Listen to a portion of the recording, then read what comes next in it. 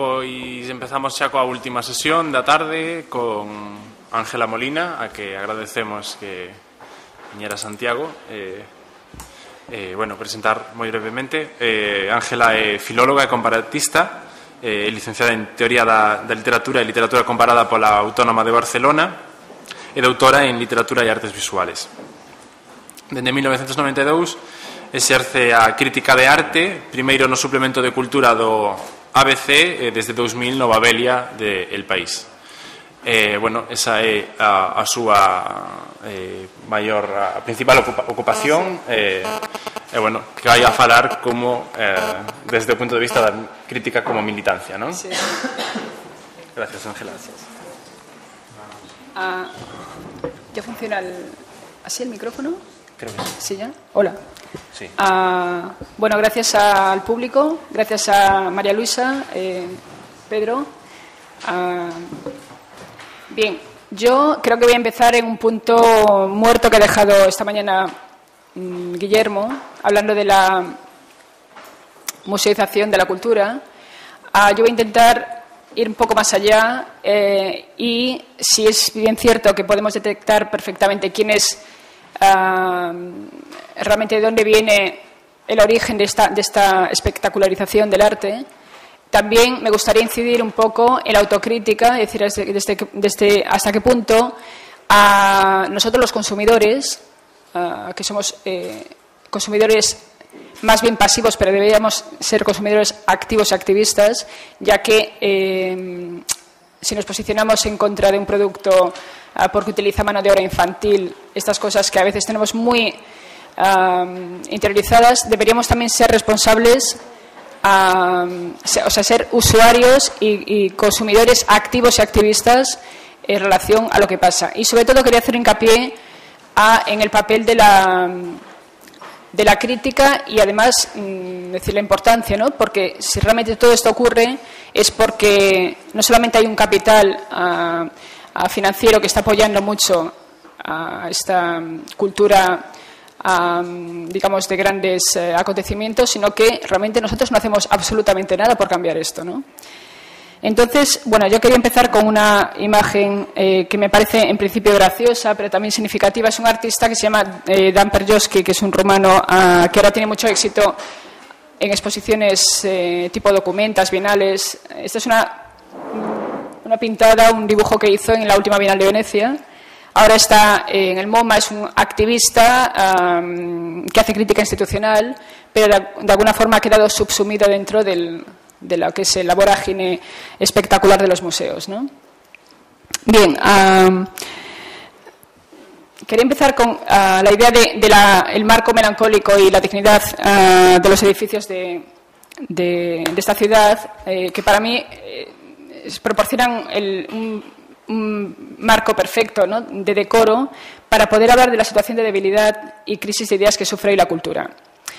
Una cultura que está sumida en la espectacularidad y en su valor de fetiche.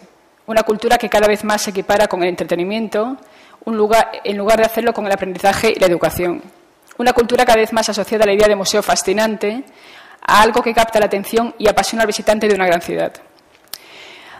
Realmente habría que analizar los síntomas de esta fragilidad de la cultura en una época de museos globales y transnacionales. Apuntaré algunos síntomas. Por ejemplo, hay una falta de rigor absoluto en las programaciones, hay una falta de ambición absoluta y esta ambición a veces se disfraza de una espectacularidad muy banal. Hay una tendencia a la circunspección, a la mercantilización, a la censura. Hay un intrusismo atroz, hay una falta de profesionalización y, sobre todo, la inocuidad, que, como todos sabéis, la inocuidad conduce absolutamente a la muerte, ¿no? Y no quería ser muy necrófila, pero entender la palabra muerte como una falta de oportunidad ya para el futuro es lo que interesa a las grandes corporaciones que están apoyando estas espectaculares bienales y museos, ¿no? Porque la muerte realmente no arremete contra nadie, simplemente no molesta y no daña. La vida, la actividad, la crítica es lo que estorba, hace ruido, agrede y por lo tanto es refrenada para que nunca esté demasiado viva. En la cultura y nuestra cultura, al menos la que conocemos, nos encontramos al frente de la última hilera de tumbas desde la que podemos disfrutar de una buena y complaciente vista.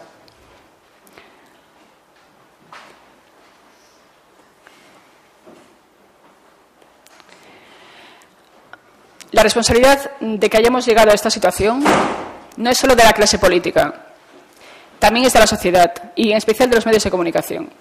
Pero por encima de todo hay que culpar a la crítica, que ha dejado de lado su papel de vigía para volverse autosuficiente cuando no servir al poder. Y cuando hablo de poder me refiero al poder económico y al poder político. Desde mi experiencia como periodista y crítica de arte, querría convertir esa tarea de la cultura, en concreto la que sale de los museos, esa que nunca o casi nunca alcanza las aulas, en objeto de preocupación de políticos, sociólogos, docentes y agentes culturales. Trataré de definir ese paisaje mortuorio en nuestro país, que hay que decir que es muy parecido al de otros muchos países, para al final de esta charla lanzar una idea de regeneración y entusiasmo. Esperemos que no sea demasiado utópica.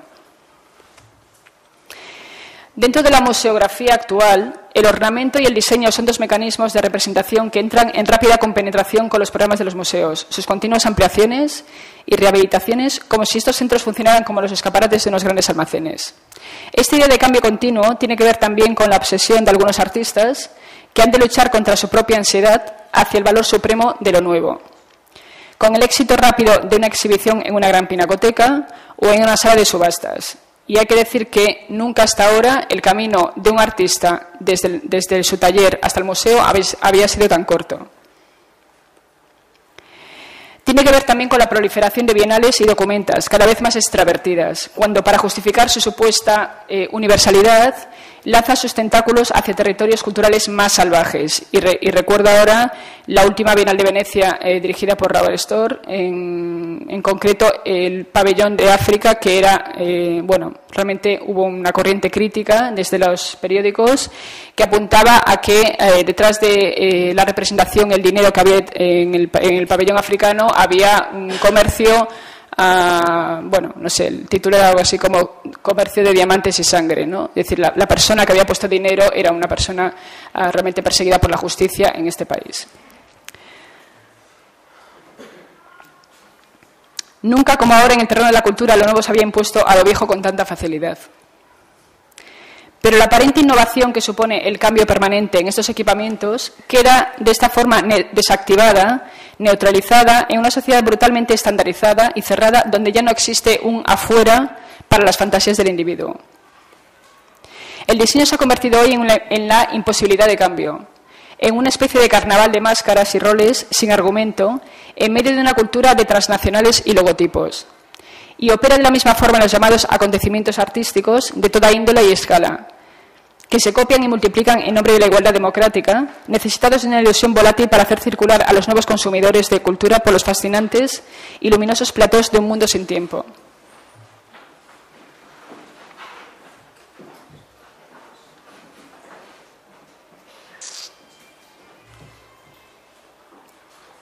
Las escenografías postindustriales de las bienales, que tuvieron como primera referencia los espacios de la Corderie y el Arsenal en Venecia, aparecen hoy como paraísos de realismo colectivo que despliegan evidentes huellas de la vida y costumbres anónimas de las muchedumbres.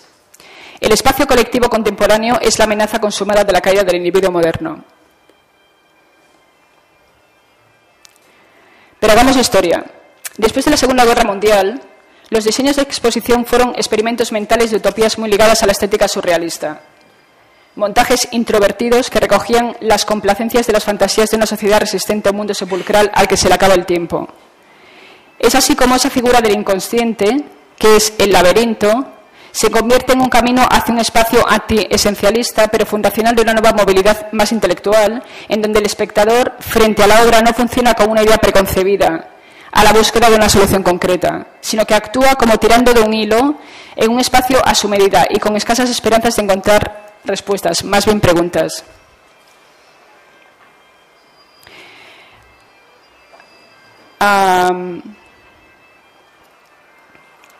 Esta persona es Friedrich Kiesler, que es el autor del diseño de la exposición Art of the Century.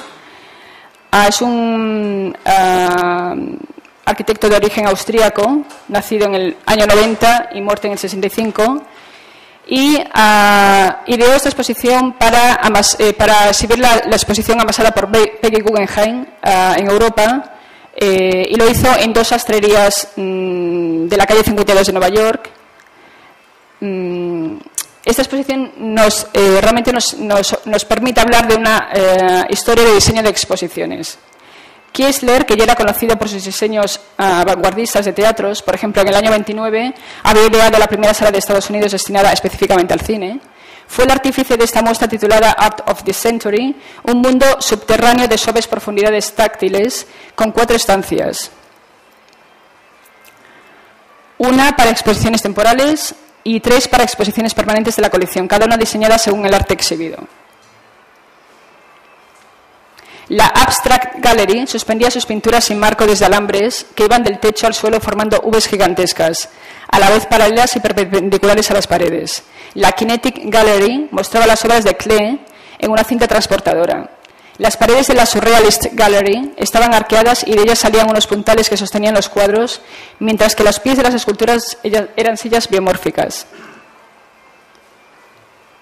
En su diseño, Kiesler no solo había eliminado los apoyos convencionales, como los marcos, las mamparas y sus bases, también ideó efectos especiales, como un sistema de iluminación que hacía que cada lado se encendiera y se apagara intermitentemente para que la galería, y según él explicaba, el espectador sintiera en la galería que las piezas latían como la sangre late en el cuerpo de una persona, ¿no? No siempre la escala de la representación de un conjunto de obras se hace a la medida del individuo. Una escala reducida puede ayudar al espectador en su acto de ver, conocer, recibir información y hacerle participar de una manera más activa en el proceso creativo. Por el contrario, una dimensión más expansiva y extrovertida puede barrer de una forma perversa todas las diferencias de percepción al reorganizar las obras de arte en una parrilla de parcelas y con un cambio de escala que entorpece la lectura. Esta es una pieza de Ron Mueck en una bienal, me parece que hace 5 años, en Venecia. Semejante dinámica del diseño, tan frecuente en los macroeventos artísticos, elimina cualquier vestigio de idea o concepto como tal, pues sugiere que la forma es el contenido.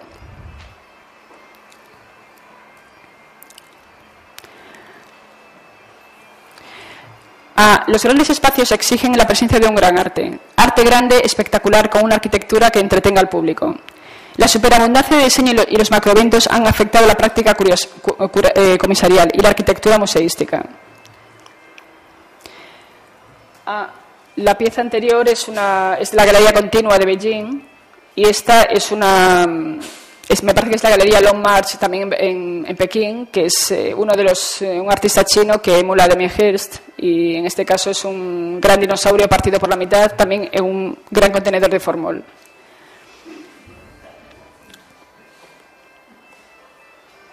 La superabundancia de diseño y los macroeventos han afectado a la práctica comisarial y a la arquitectura museística, y así toda gran exposición se convierte en un gran plató de brillante escenografía que busca movilizar un pluralismo de estilos culturales, pero siempre bajo el sello vernáculo de un capitalismo global. De la misma manera, todo nuevo museo tiene el efecto de una nueva catedral, capaz de afirmar la cultura regional, nacional, como una esperanza colectiva en una época de asedio global. Así, el museo no se democratiza, sino que se mercantilizan masivamente ciertos gustos enraicidos que ponen en evidencia una determinada condición económica.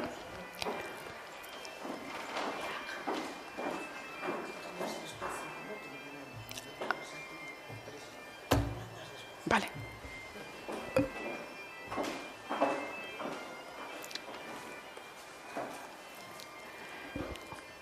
Esto también vale para el significado del artista, el sentido que tiene ser hoy artista, porque entendemos que hoy es una versión moderna de lo que es un futbolista o una estrella de rock. Porque esto nunca fue así. Sabemos que el éxito no siempre ha acompañado al artista. El ejemplo de Van Gogh es el más conocido y podemos remontarnos atrás al país que inventó el comercio del arte, Holanda.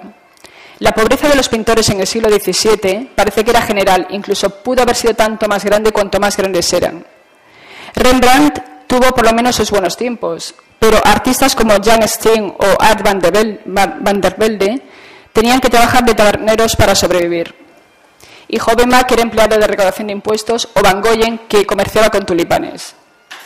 Hals nunca fue estimado especialmente y jamás sus obras alcanzaron los precios que se pagaban por un retrato de Van der Helst. Vermeer también tuvo que luchar con dificultades materiales. La clásica relación que ligaba al artista con la utopía y el fracaso ha desaparecido en beneficio de la necesidad de proporcionar placer decorativo y ser consumido. En ese sentido, el periodismo cultural ha colaborado de una manera casi obscena a poner de moda a ciertos autores. Podemos hablar del caso de Damien Hirst, el caso de Barceló, el caso de Jaume Plensa. Esto es la puerta de Ai Weiwei en la documenta. Muchos artistas dedican su tiempo a la consecución de becas y subvenciones para sus proyectos. Hablo sobre todo del caso europeo y más concretamente de España, donde no es raro encontrar en los índices de ayuda que ofrece la Administración sumas considerables de euros destinadas a asociaciones artísticas. Se trata de una forma perversa para un borrado disidente, pues el artista no es aquí muy diferente a un asalariado a cuenta del Estado. En estas pesquisas por el trozo de ayuda económica más jugosa, una actividad que se ha convertido casi en un estilo de vida, el artista recorre la primera parte de su madurez, es decir, superados sus 40 años, en una catenaria de subvenciones en forma de becas y premios que le permitirán producir sus obras y tener cierta visibilidad en una posterior exhibición de los resultados. O bien, como me ocurrió hace un par de años en Santander, mientras directores de museo, críticos, artistas decidíamos la concesión de las becas de la Fundación Marcelino Botín, comprobé que un buen puñado de aspirantes a las ayudas eran artistas prácticamente consolidados, defendidos por los mejores galerías españolas y que presentaban como proyectos a realizar obras, si no iguales, muy parecidas a otras que habían sido exhibidas ya en salas comerciales o incluso bienales. No pocos de estos nombres eran ya habituales de las bienales internacionales de arte. Otros optaban por cuarto y quinto año consecutivo a la beca, por si en ese caso gozaban de la simpatía de un miembro del jurado, porque el jurado se renueva cada año. En estos casos, solamente una crítica independiente puede resultar un instrumento eficaz para estas fundaciones o instituciones a la hora de detectar los posibles fraudes. Hablemos ahora de la creciente espectacularización del arte, cuyo síntoma, como he comentado antes, viene dado por la proliferación de llamativas arquitecturas de museos, faraónicas ciudades de la cultura y museos Guggenheim cuatriplicados. Todo esto, además de la inflación de un diseño especulativo, que tiene como fin convertir la banderola que anuncia una exposición en un eslogan identificable de un parque temático que promete vértigo, entretenimiento y reconocimiento, sin muchas oportunidades para la reflexión y el trabajo intelectual. El gran complejo del Guggenheim y el Louvre para el 2012 ha sido definido por su artífice Thomas Krenz como un proyecto faraónico para Abu Dhabi y será el mayor museo Guggenheim de toda la historia.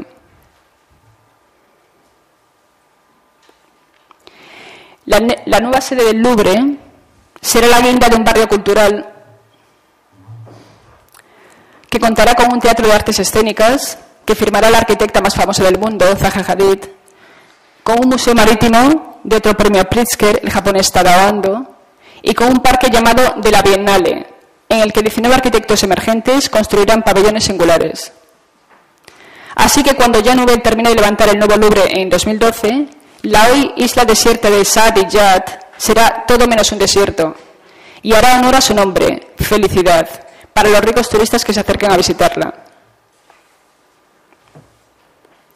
A 500 metros de la costa de Abu Dhabi, la capital de los Emiratos Árabes, la isla quiere convertirse en el mejor destino cultural del mundo jamás soñado por los potentados. Playas paradisíacas, obras maestras del arte occidental y hoteles de 5 estrellas. De la misma manera que los complejos deportivos en las Olimpiadas, los nuevos templos del arte han sido diseñados para remodelar la ciudad postindustrial y para que no solamente las clases trabajadoras, sino también el turismo en masa, sienta la excitación artificial del consumo y la moda. El museo, siendo un destino primero del turismo de una ciudad, como no es un parque temático, ha adoptado todo el procedimiento publicitario de este. De manera que, cuanto más cara sea una obra, cuanto más inaccesible, cuanto más provocadora o cuanto más icónica, por ejemplo la Gioconda, tanto más atractiva será para las masas. En principio, uno podría pensar que los museos fueron ideados para encajar con la cultura vernácula, para respetar los valores de la población local. Pero lo que ocurre en la práctica es que las corporaciones globales han logrado insertarse en el corazón mismo de la cultura nacional, convirtiéndose en el negocio de las potentes tecnocracias capaces de prometer el sueño de la diferencia global a cambio de que el gobierno local pague el edificio y sus costes de mantenimiento, además de aportar una enorme subvención anual. El Guggenheim de Bilbao, al que se le ha bautizado con las más rimbombantes y ridículas metáforas, como una erupción exultante, explosión congelada, la nueva Cenicienta, Torre de Babel, esplendor foral, la reencarnación de Marilyn Monroe, Superman, Lourdes para una cultura lisiada. Pues el Guggenheim ha sido el resultado de una política económica y no cultural. Y ello responde al enigma de por qué un partido nacionalista en el poder, dentro de una de las comunidades más nacionalistas del mundo, se gastó más de 150 millones de dólares en un museo en el que a duras penas se garantiza la inclusión de una cultura nacional. El primer ideólogo de ese tipo de diseños a medida del cliente fue Thomas Krenz, quien ya antes de saltar la dirección del Guggenheim desde un pequeño museo universitario, empezó a considerar la colección norteamericana como un patrimonio cultural integrado en el sector crediticio, es decir, alejado del enciclopedismo y la intocabilidad. Su frase de siempre de convencimiento a los alcaldes de la ciudad donde quería implantar un Guggenheim era: un museo si no crece no es un museo. Ese era su lema. Para Krenz, la puesta en circulación de unas obras típicamente americanas, con el fin de sacar espectaculares réditos, era una oportunidad para desarrollar una operación transnacional, pero con un menú para cada mercado individual. Exploró la posibilidad de abrir sucursales en Europa, Asia y Latinoamérica, y en Estados Unidos. Como bien sabemos, después del 11 de septiembre, todo esto cambió. El efecto Guggenheim no es más que la cultura de las multinacionales y franquicias transferida a la situación cultural donde el capital excedente de una gran colección se libera para dar crecientes tasas de beneficios. Pero también habría que reconocerlo, la crensificación del museo ha suscitado preguntas que hasta entonces no habíamos considerado. Por ejemplo, ¿cuál ha de ser el público, los públicos de un museo? ¿Qué estrategias de coleccionismo hay que seguir? ¿Qué discurso o espectáculo es el hegemónico? O si el museo simplemente ha de ser un catalizador cívico de una zona urbana abandonada o semiabandonada. De cualquier forma, el Guggenheim es hoy una poderosa metáfora para los negocios culturales en el marco de una economía global. Las muchedumbres que antes vagaban por las calles, los turistas a la caza de una foto oportuna, se han constituido ahora como grupo de espectadores por y para las exposiciones expresamente organizadas para ellos. Armani, el arte de la bicicleta, Rusia, 300 años de arte norteamericano, etc. Pero también ha habido otros síntomas de esta explotación ferial de la cultura visual, como la tendencia iniciada durante los 80 en Estados Unidos de ver el espacio alternativo mismo como una vía comercial con sus obras específicas desplegadas en un espacio postindustrial a gran escala. Como el día Beacon, aquí en la imagen,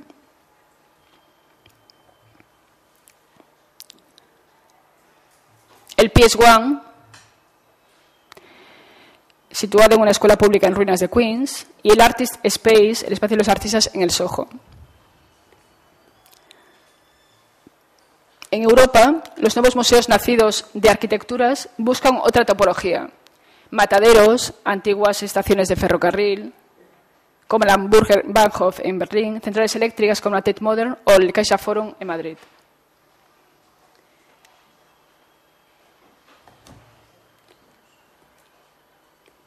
Este es el Schaulager de Basilea, que no tiene nada que ver con esto que hemos visto hasta ahora, pero bueno, es un ejemplo es el contraejemplo de todo lo que hemos visto hasta ahora. En este sentido, es oportuno destacar la sorprendente transformación de la central eléctrica en el South Bank del Támesis a cargo de los arquitectos suizos Herzog de Meuron, un modelo de espectacularización museística que amenaza con convertirse en molde y en algo más que en referente inextinguible de la atomización por una parte y la plebeyización del consumo artístico por otra. Incluso si sentir esta fuerte masificación del museo y su maximalismo arquitectónico como el correlato objetivo del surgimiento de una nueva modernidad, tal y como ocurrió en Estados Unidos a finales de los años 20, con la tendencia a monumentalizar y espiritualizar un momento histórico como la era de las máquinas. ¿Se acuerdan de Nueva York como una espléndida catedral, los elevadores de grano como pirámides egipcias, una fábrica como un paisaje clásico? Incluso así, sigue abierta la cuestión de su necesidad social.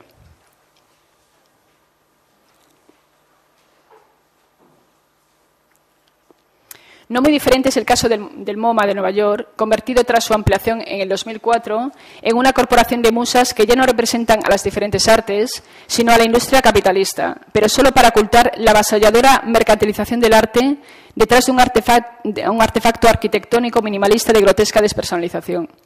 El MoMA representa el Museo Blanco de la modernidad, el Museo Universal de Mies van der Rohe, un modelo de pinacoteca que va más allá de todas las ideologías y que expresa el modo material de arte cercano a los conceptos de neutralidad, minimalismo e inmensidad.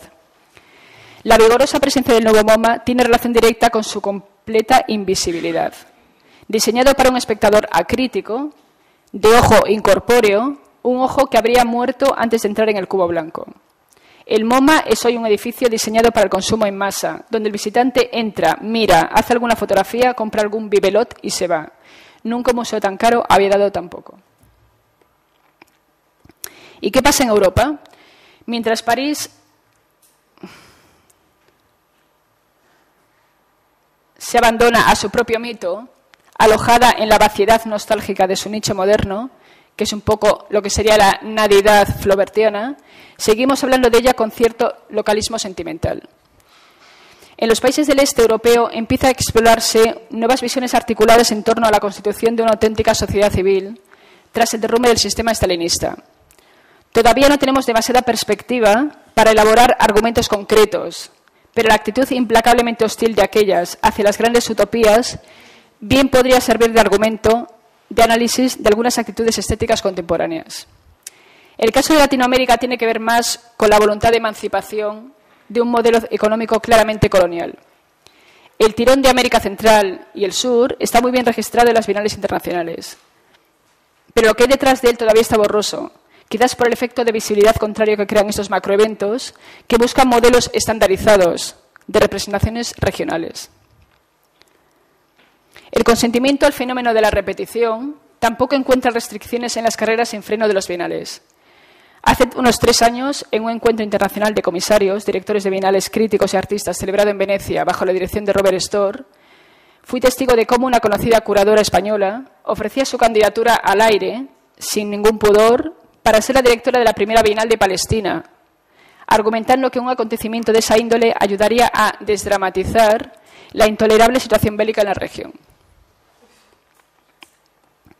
En relación al continente asiático, que es donde hoy se desarrolla de una manera más rápida la posmodernidad global, es notoria la forma que tienen los nuevos plutócratas de adquirir ciertas obras, en especial la pintura que viene de China, caracterizada única y exclusivamente por el síndrome de la mirada oblicua.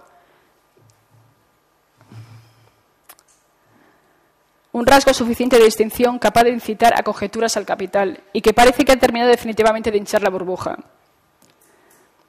Por el contrario, India y Japón, en especial este último, emiten signos y versiones efervescentes que abarcan no solo las disciplinas artísticas más clásicas, también el cine, la arquitectura, la moda y el diseño. Pero volvamos a España. Es grande la tentación de señalar los errores de esta política efectista que durante los últimos 20 años ha perseguido dotar a las ciudades y comunidades del Estado español de equipamientos culturales. La objeción no se basa en cuestionar la necesidad o no de estas infraestructuras. La inquietud surge al analizar la absoluta vacuidad que existe en el camino que va de los departamentos de Historia del Arte, en el bachillerato y la universidad, hasta el equipamiento cultural. Por no entrar a criticar la manera en que se seleccionan a la mayoría de los responsables de estos museos, en su mayor parte designados según el arbitrio de ciertos intereses personales o políticos y no en función de un proyecto enmarcado en un contexto cultural determinado. El caso no tan reciente del Museo Picasso de Barcelona, el más reciente del Centro de Arte Santa Mónica en Barcelona también, o la dimisión reciente de Teresa Velázquez al frente de la Sala del Matadero en Madrid. Dicho esto, parece aconsejable comenzar a afirmar que la cultura vive un periodo reactivo y que es obligación de la crítica la búsqueda de nuevos espacios de expresión, disentimiento y conflicto. Y ese disentimiento tendría que partir principalmente desde las periferias. Ahora bien, ¿de qué forma pueden los estados y comunidades pequeñas rentabilizar su singularidad en medio de un panorama global que tiende a favorecer a los más fuertes? ¿Sería posible hacer que en medio de esta imparable tendencia universalista y de centralidad cultural los museos de un país pudieran ser solidarios entre sí, que pudieran trabajar en red, no en lo que se refiere a su programación, sino a sus colecciones, de manera que pudieran apoyarse en la consecución de préstamos e intercambios de obras de arte con las grandes pinacotecas del mundo? Lanzo aquí una propuesta que se me ocurrió a raíz de pensar en el injusto y poco transparente reparto del patrimonio artístico español. Prácticamente todas las daciones importantes de obras de arte acaban en una importante pinacoteca de Madrid. Los museos pequeños deberían ganarse ese derecho de representación que hoy solo les es dado a las grandes colecciones. El Estado español está descentralizado políticamente, pero diría que en un grado muy bajo si lo comparamos con países como Italia o Estados Unidos. Y culturalmente sigue estando muy centralizado. Prueba de ello han sido los problemas que ha tenido Cataluña para recuperar el archivo histórico de la Guerra Civil, que estaba en Salamanca, una especie de botín de guerra que el alcalde de la ciudad castellana se negó a ceder hasta el final. También hay que señalar que la mayoría de las daciones y legados de artista, cuando estos mueren, acaban depositados lejos de lo que debiera ser su lugar natural. Normalmente una fundación, como ocurrió con muchos cuadros de la fundación de los cuadros de Dalí o de Miró, que terminaron engrosando la colección del Reina Sofía, en vez de ir a la Fundación Gala, Salvador Dalí, o a la misma de Barcelona. A esto se unen las dificultades cada vez mayores de pequeños, aunque importantes, museos para organizar exposiciones con obras significativas de colecciones extranjeras, ya que no tienen piezas importantes que puedan servir como moneda de cambio en un momento como el actual, en que cada vez es más difícil que las obras salgan de sus pinacotecas por temor a atentados o desperfectos. Cuando hablamos de arte, hablar de descentralización es de gran importancia, porque es un término que alude en esencia al concepto de poder. La descentralización es un sistema de relaciones que permite garantizar el modo de vida de la sociedad y el Estado, y que contribuye a que los ciudadanos puedan asociarse al servicio del bien común, con la seguridad de que el Estado es el responsable de garantizarla. La descentralización, en ese sentido, es un sistema o una forma de vida que permite que las instituciones de la sociedad y el Estado puedan articularse respetando ámbitos de competencia. La descentralización empieza cuando se rompe el principio de jerarquía, al transferir a los gobiernos locales atribuciones, recursos, información y decisiones, descongestiona y diluye la centralización improductiva y da mayor consistencia al conjunto del Estado y a la sociedad misma. La descentralización hace una sociedad más justa. Lo importante de la descentralización cultural es considerarla en la suma de sus centros, poderes y personas que sustentan las instituciones. Son estos la realidad del poder. Ahora bien, la descentralización cultural debería exigir simultáneamente voluntad y fuerza para que el poder conjunto sea eficaz. Y esta debería salir de la clase política y de la exigencia de la sociedad civil. Hasta ahora, y a efectos de colecciones de arte públicas, la descentralización ha sido más bien un maquillaje. Lo único que se ha hecho hasta ahora podría calificarse de anecdótico. La colección de Telefónica, que integra un centenar de obras de Tapies, Chillida, Luis Fernández, Juan Gris, Picasso, ha servido para completar temporalmente, con 4 años con posibilidad de prórrogas, los fondos artísticos de 3 grandes museos españoles: el Reina Sofía, el Iván y el MACBA de Barcelona. Se ha descentralizado, sí, pero no lo suficiente. Idealmente, todas las colecciones públicas estatales deberían poder compartir regularmente, esos fondos, bien para sus exposiciones, bien como avales de préstamos a colecciones de otros países. Y no se trata de que desde un museo se tenga la sensación de que otro, en un lugar de la geografía española, le presta una obra, sino más bien de que esa obra es compartida entre un museo y otro. Lanzo aquí la pregunta: ¿sería posible crear una suerte de hermandad cultural? Es decir, que el Ministerio de Cultura, apoyado por las consejerías de las diferentes comunidades autónomas, creara una gran red o un fondo estatal para el intercambio y préstamo de las colecciones. Compartir las obras de arte es la manera más lógica de neutralizar el centralismo patrimonial.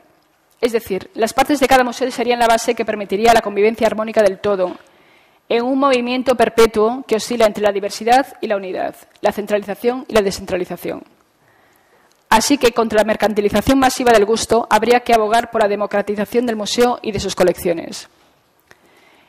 Por ejemplo, en el caso del franquiciado americano, en el que las obras del Guggenheim viajan entre todos los museos en un circuito cerrado, yo propongo que se liberalicen las colecciones públicas dentro del territorio español, en un circuito también cerrado, pero entre esas propias instituciones. Finalmente, y con esta idea concluyo mi exposición, por la descentralización de los bienes y productos culturales, un país oxigena su unidad política, da cabida a la equidad institucional y material, se fortalece la autonomía y la personalidad de otros centros y se reconoce la pluralidad, los contrastes y los deseos en la sociedad. Gracias.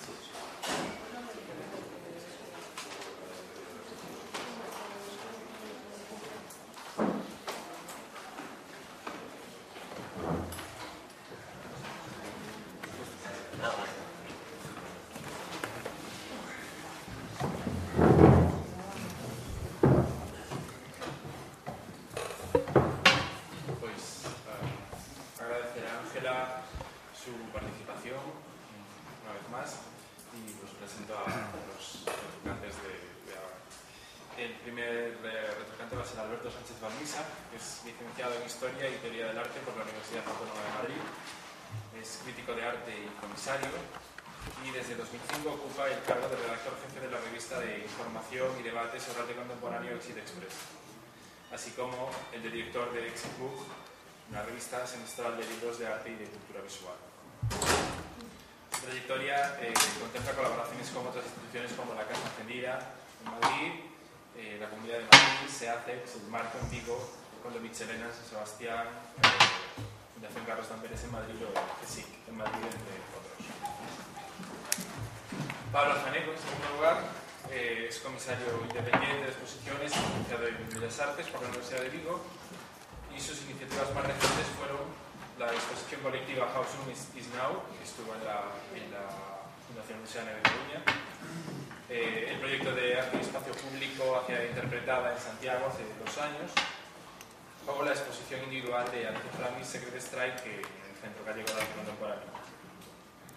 En la Fundación SEANE, antes de estas exposiciones, trabajó en el Departamento de Exposiciones e Investigación durante 4 años, donde participó y coordinó varios proyectos expositivos, que yo participé también, como En Tiempo Real, El Arte Mientras Tiene Lugar, From la Memoir, Historia y Visualidad, o La Construcción del Espectador, que adoptaron diferentes formas, exposiciones o publicaciones.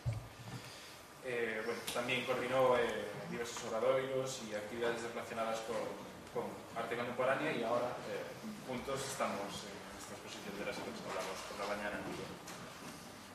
Así que adelante, gracias. Bueno, pues buenas tardes y en primer lugar quisiera agradecer la invitación a este congreso a María Luisa Sobrino y a Pedro de Llano, y también felicitarles porque creo que ha sido un congreso bastante acertado, tanto por su planteamiento general como con matices dentro de las diferentes mesas, ponencias que se han celebrado desde esta mesa, ¿no? Unas líneas y unas mesas que más o menos Ángela ha resumido perfectamente en su intervención. A mí me gustaría empezar retrotrayéndome un poco a una descripción que a muchos creo que les será familiar, ¿no?, por haber servido de trasfondo implícito, apenas revelado, yo creo, en este congreso, a la temática, ¿no?, a la temática de fondo de esta mesa, ¿no? Me estoy refiriendo a la afirmación realizada por Fredric Jameson en su libro Teoría de la Posmodernidad. Dice Jameson que la producción estética actual, y cito textualmente, se ha integrado en la producción de mercancías en general. La frenética urgencia económica de producir frescas oleadas de artículos con un aspecto cada vez más novedoso, desde ropa hasta aviones, con tasas crecientes de productividad, asigna ahora a la innovación y experimentación estéticas una función y una posición estructurales cada vez más esenciales. Esta afirmación describe un hecho indiscutible, que en nuestros días la cultura y la producción de bienes estéticos ocupan un papel primordial en las dinámicas capitalistas, ¿no? Eso a nadie le cabe duda hoy, ¿no? Hasta el punto de participar de forma estructural en lo que Hart y Negri posteriormente denominarían imperio, ¿no? Un imperio descentralizado, un poder capilarizado en el que las grandes corporaciones y concentraciones de capital, póngase el caso no solo de las grandes marcas comerciales, ¿no?, sino también de franquicias culturales como el Guggenheim, luego veremos otros movimientos, ¿no?, dentro de este imperio, demuestran su potencia omnímoda, ¿no?, e imponen su lógica económica transnacional a todas las formas de lo real, ¿no? En el momento histórico que nos ocupa, cuando ya casi han transcurrido 2 décadas desde la caída del muro de Berlín, cualquier afirmación crítica sobre la cultura debería tener en cuenta como premisa ineludible este nuevo estadio estructural, ¿no?, de las producciones estéticas respecto a la circulación del capital. Y relacionados con esta descripción jamesoniana, a mí me gustaría describir también otros 2 movimientos que de alguna manera son complementarios, inversos, que pueden ser ejemplos paradigmáticos de los cambios acontecidos en la esfera productiva de la cultura, y al tiempo son también modelos válidos para introducir algunos aspectos que a mi juicio son centrales a la hora de realizar cualquier análisis sobre la situación de la cultura en las polis contemporáneas, ¿no? En primer lugar, desde hace algunos años en nuestras ciudades se observa una progresiva museificación de sus centros históricos, ¿no?, algo sobre lo que Serge ayer habló largo. Ahí, en estos centros históricos, ahora no solo comparecen museos franquicia, como el Guggenheim, sino una serie de agentes hasta hace poco inéditos, ¿no?, en el mundo de la cultura.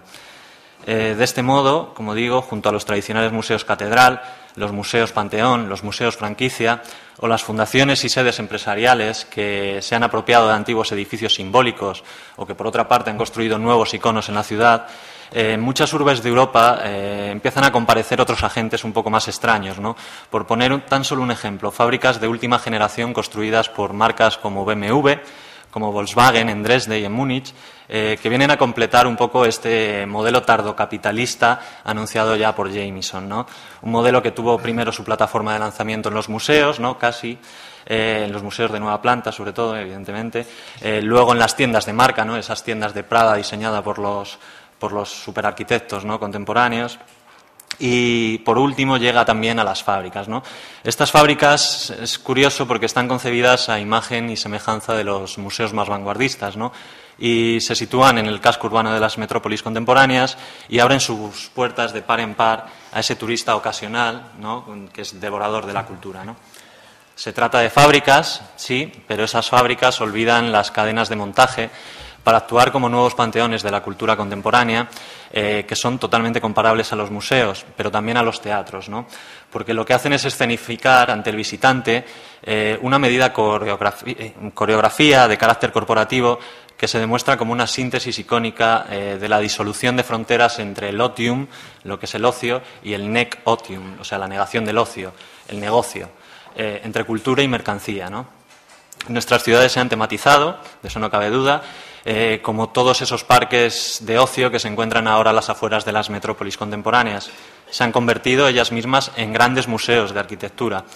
Y este ansia, como tú has señalado, se encuentra perfectamente ejemplificada, ¿no?, de forma depredadora en ciudades de China y los Emiratos Árabes Unidos, ¿no? En segundo lugar, en el museo tradicional, ¿no?, y como movimiento inverso, pero de alguna manera complementario, ¿no? En el museo tradicional, me llama la atención que no se haya mencionado aquí, se ha dado un cierto intercambio de papeles, ¿no?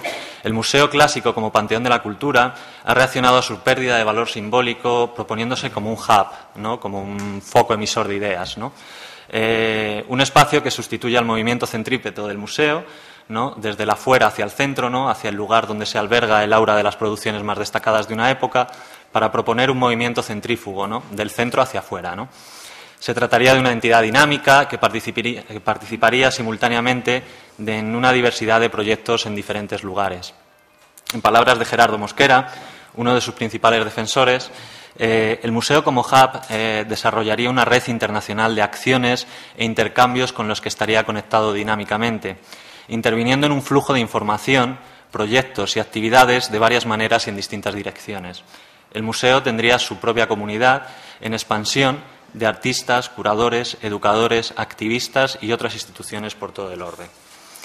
La descripción de estos dos movimientos serviría también para introducir algunas de las problemáticas que subyacen a otro de los temas que tú has hablado, ¿no? El fenómeno de las bienales. Yo quisiera aportar también aquí un dato concreto, porque a veces en estas charlas las cosas se dicen y realmente creo que los datos son importantes, ¿no? El dato es el siguiente. Desde la fecha de inauguración de la pasada Bienal de Venecia, de la que has hablado, de Robert Storr, el 10 de junio de 2007 hasta el día 18 de septiembre de 2008, hasta ayer, se han inaugurado 29 eventos o acontecimientos de carácter periódico a lo largo y ancho de los 5 continentes. Es decir, en 15 meses, casi 30 eventos, un promedio de casi 2 eventos al mes, ¿no? Algo imposible de abarcar por cualquier, medios de comunicación, comisarios, cualquier agente, realmente es imposible, ¿no? No hay tiempo ahora ni es lugar para hacer una historia de las bienales. Una historia, por otra parte, creo que se ha narrado muchas veces y es terriblemente aburrida, o al menos a mí me lo parece. Pero sí creo que el fenómeno de la bienalización de la cultura puede permitirnos acercarnos a algunas de las claves y de los agentes principales que participan en la creación contemporánea. Porque si de un lado tomamos la descripción de Jameson, ¿no?, y de otro observamos esos dos nuevos movimientos que se dan en las polis contemporáneas, algunos no son tan nuevos, evidentemente, ¿qué sentido tiene que hoy en día se sigan creando acontecimientos de carácter global llamados bienales? Y sobre todo, ¿son las bienales de hoy otro eufemismo más de la expansión global del capital? A simple vista, si por algo se caracterizan las bienales de hoy en día, es por su heterogeneidad, ¿no?, por la pluralidad de sus planteamientos. Cada una a su manera busca ser nacionalmente relevante y al mismo tiempo situarse de forma significativa en el panorama internacional.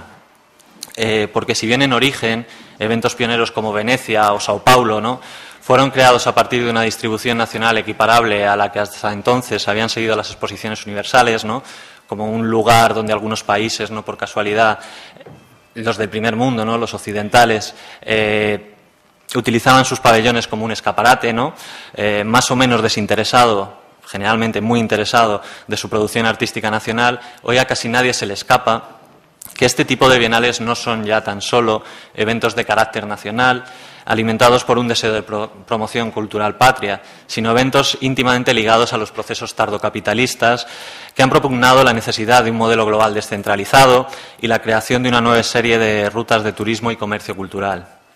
Un ejemplo de esto lo pudimos ver el año pasado, ¿no?, con el Grand Tour que se propuso, ¿no?, ese Grand Tour de Force, yo diría, ¿no?, que pretendía trazar un itinerario exclusivo y elitista que iba de la Bienal de Venecia, pasando por la Documenta de Kassel, la Feria de Art Basel y los proyectos escultóricos de Münster, ¿no? Había incluso una agencia que tramitaba todo ese viaje en plan para una élite totalmente, no sé. Y es que, como bien ha señalado John Tagg, cada exposición es un mapa. El problema es que en todo mapa las convenciones de la representación tienden a estar ocultas y es precisamente ahí donde deberían entrar a operar los medios de comunicación, como agentes verdaderamente útiles para el desvelamiento de las ambiciones culturales y geopolíticas de cada exposición o evento, ¿no? Es decir, para tratar de leer la representación propuesta por el mapa, pero también para saber criticar las carencias y exclusiones derivadas de esa representación que propone esa exposición, ¿no? La crítica de arte muchas veces, y si no la mayoría, como tú también has señalado, ha demostrado su servilismo. Este servilismo está orientado en múltiples direcciones, ¿no?, hacia el medio en el que uno trabaja, el primero, hacia las instituciones de las que un futuro puedes formar parte, hacia otros profesionales de mayor poder que aquel que escribe, ¿no? Este servilismo de la crítica ha acompañado, justificado y defendido planteamientos curatoriales totalmente irreverentes, ¿no? Ángela ha señalado el caso de la Bienal, de esa comisaria, ¿no?, conocida que se propuso como directora de la Bienal de Palestina, ¿no? Bueno, a mí me gustaría también traer aquí a colación, ¿no?, como ejemplo paradigmático, el caso de la Manifesta 6, ¿no?, que pretendía borrar utópicamente de un plumazo la enorme problemática política que subyacía la isla de Chipre. Está previsto, la isla de Chipre, los turcos, los griegos, ese enfrentamiento político, esa división. Ellos pensaban hacer eventos en los dos lados de la frontera. A pocos meses de la inauguración, el evento se tuvo que suspender ante la negativa de las autoridades de uno de los dos países, ¿no?, de uno de los dos sectores, ¿no? Esto es una suerte de gesto mesiánico del arte en el que todavía algunos creen, ¿no? Esta mañana hablaba con Serge, ¿no?, que si en los 60 la utopía era así, ahora el espacio para la utopía es este, ¿no? La heterogeneidad y la vacuidad de muchos de los planteamientos de la industria de la creación contemporánea exige que la crítica de arte se demuestre siempre alerta, que trascienda al mero análisis formal, cuando proceda, claro está, que la escritura esté lista para la denuncia, pero sin olvidar siempre un talante propositivo, ¿no? España es un país en el que la crítica se asume mal por parte de las instituciones y más aún por los políticos, algo que sin lugar a dudas es un mal bastante importante, ¿no? Las instituciones, algunas, evidentemente, todavía no se han dado cuenta de que la mala crítica se sitúa en un escalafón intermedio entre la buena y la no crítica, y que en ella también se pueden encontrar opiniones constructivas, aunque a veces la crítica se haya comportado siempre también de una manera muy destructiva, ¿no? Esta reivindicación del papel combativo para la crítica contemporánea, en el caso de la Bienal, ¿no?, por este ejemplo que he traído yo aquí, debiera traducirse por un interés en las verdaderas áreas de influencia y los planteamientos fundacionales que vieron nacer a cada uno de ellos. Esta reflexión también nos lleva a pensar en el lugar como un elemento determinante de las aspiraciones de una Bienal, ¿no?, pero también del tipo de piezas que se presentan en dichos eventos. La enorme proliferación, la bienalización de la cultura, ha dado lugar a una homogeneización de las producciones estéticas que se muestran en este tipo de eventos, ¿no? Producciones que tienden, por un lado, en el caso de las bienales más tradicionales, las bienales históricas, a la espectacularidad y a la negación implícita del lugar donde se inscriben, ¿no?, el denominado airport art, ¿no?, arte de aeropuerto, ¿no?, que llega, se instala y adiós. Y por otro, en el caso de las nuevas bienales, hablo de bienales bastante periféricas, ¿no?, que tratan de incidir en comunidades locales, a un arte de dudoso carácter documental, que trata de dar respuestas demasiado rápidas a los conflictos y problemáticas del lugar, ¿no? Dos modelos creativos que pueden ser también extrapolables también al modo en que hoy muchos museos plantean sus políticas, sus programas expositivos, ¿no? Y no hace falta dar nombres, ¿no? Las programaciones de los museos están ahí, ¿no?, y están al acceso de todos, ¿no? Es curioso a este respecto, no tanto según se mire, que en los últimos años, sobre todo desde los eventos pioneros, se haya intentado superar, en un acto de completa hipocresía, el modelo nacional de sus orígenes en favor de una visibilización de artes hasta hace poco invisibles, ¿no?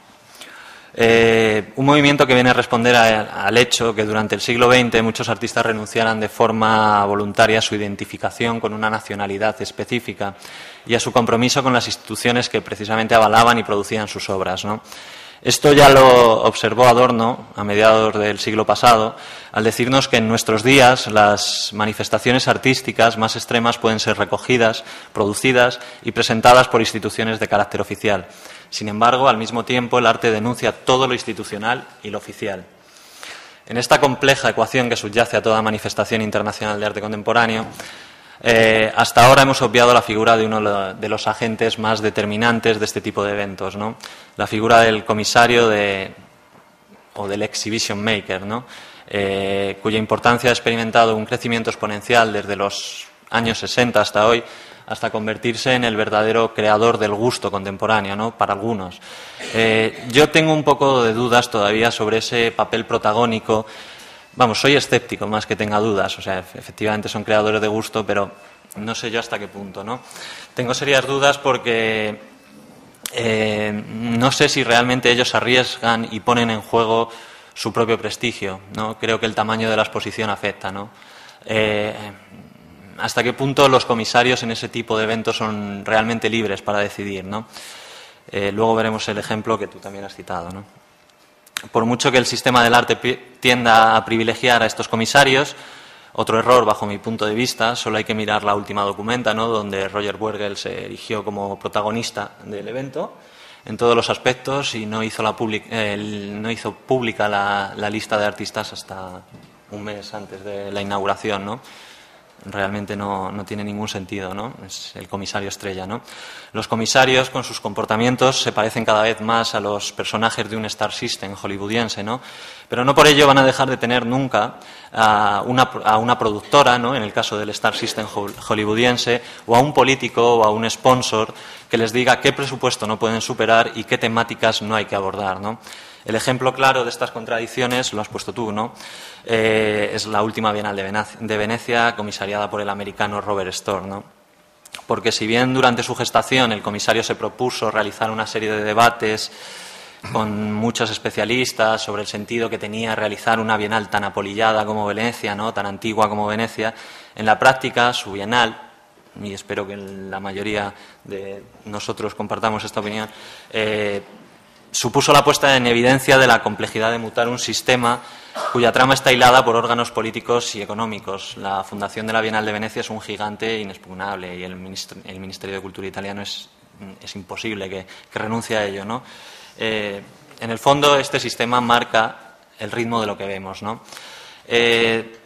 Bueno, yo tengo aquí 3 razones breves, ¿no? Un poco, como os digo, sobre por qué fracasó, ¿no? En primer lugar, porque la convocatoria de ese congreso no se tradujo en ningún cambio práctico, ¿no?, en su estructura.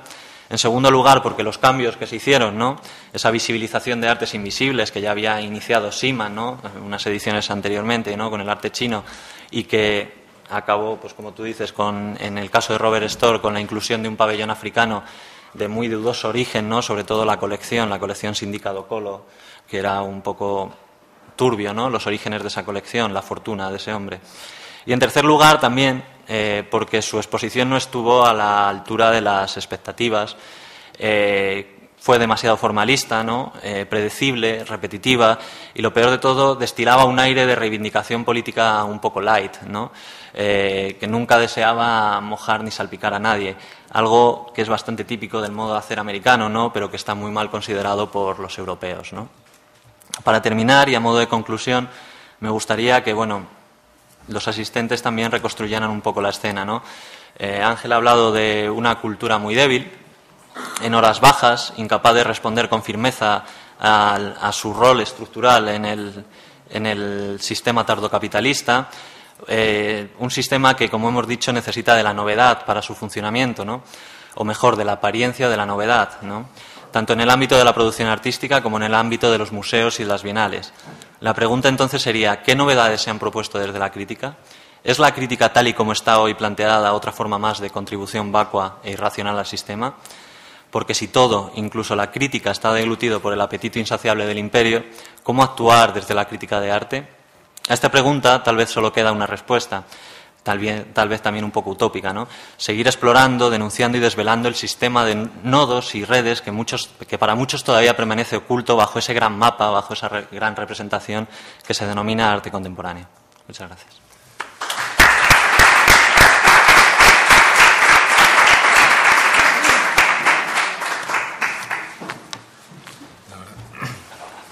Bueno, está verdad, sí.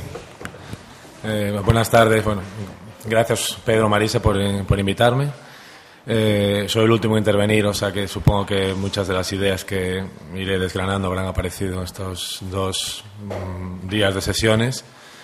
Lo que voy a leer es un esbozo de texto, apenas 3-4 folios, que necesitan todavía un desarrollo y que espero tener la oportunidad de hacer me acaban de comentar que se van a publicar las actas, ¿no?, de las conferencias una vez termine esto.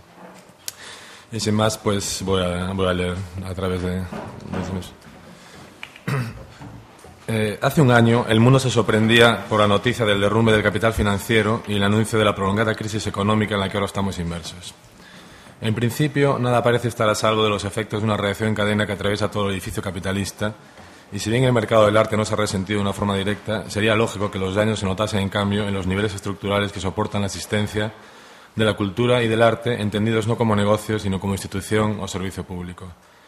Se dice que los periodos de recesión económica suelen ser acompañados de una mayor reflexión sobre las instituciones sociales y las condiciones de producción.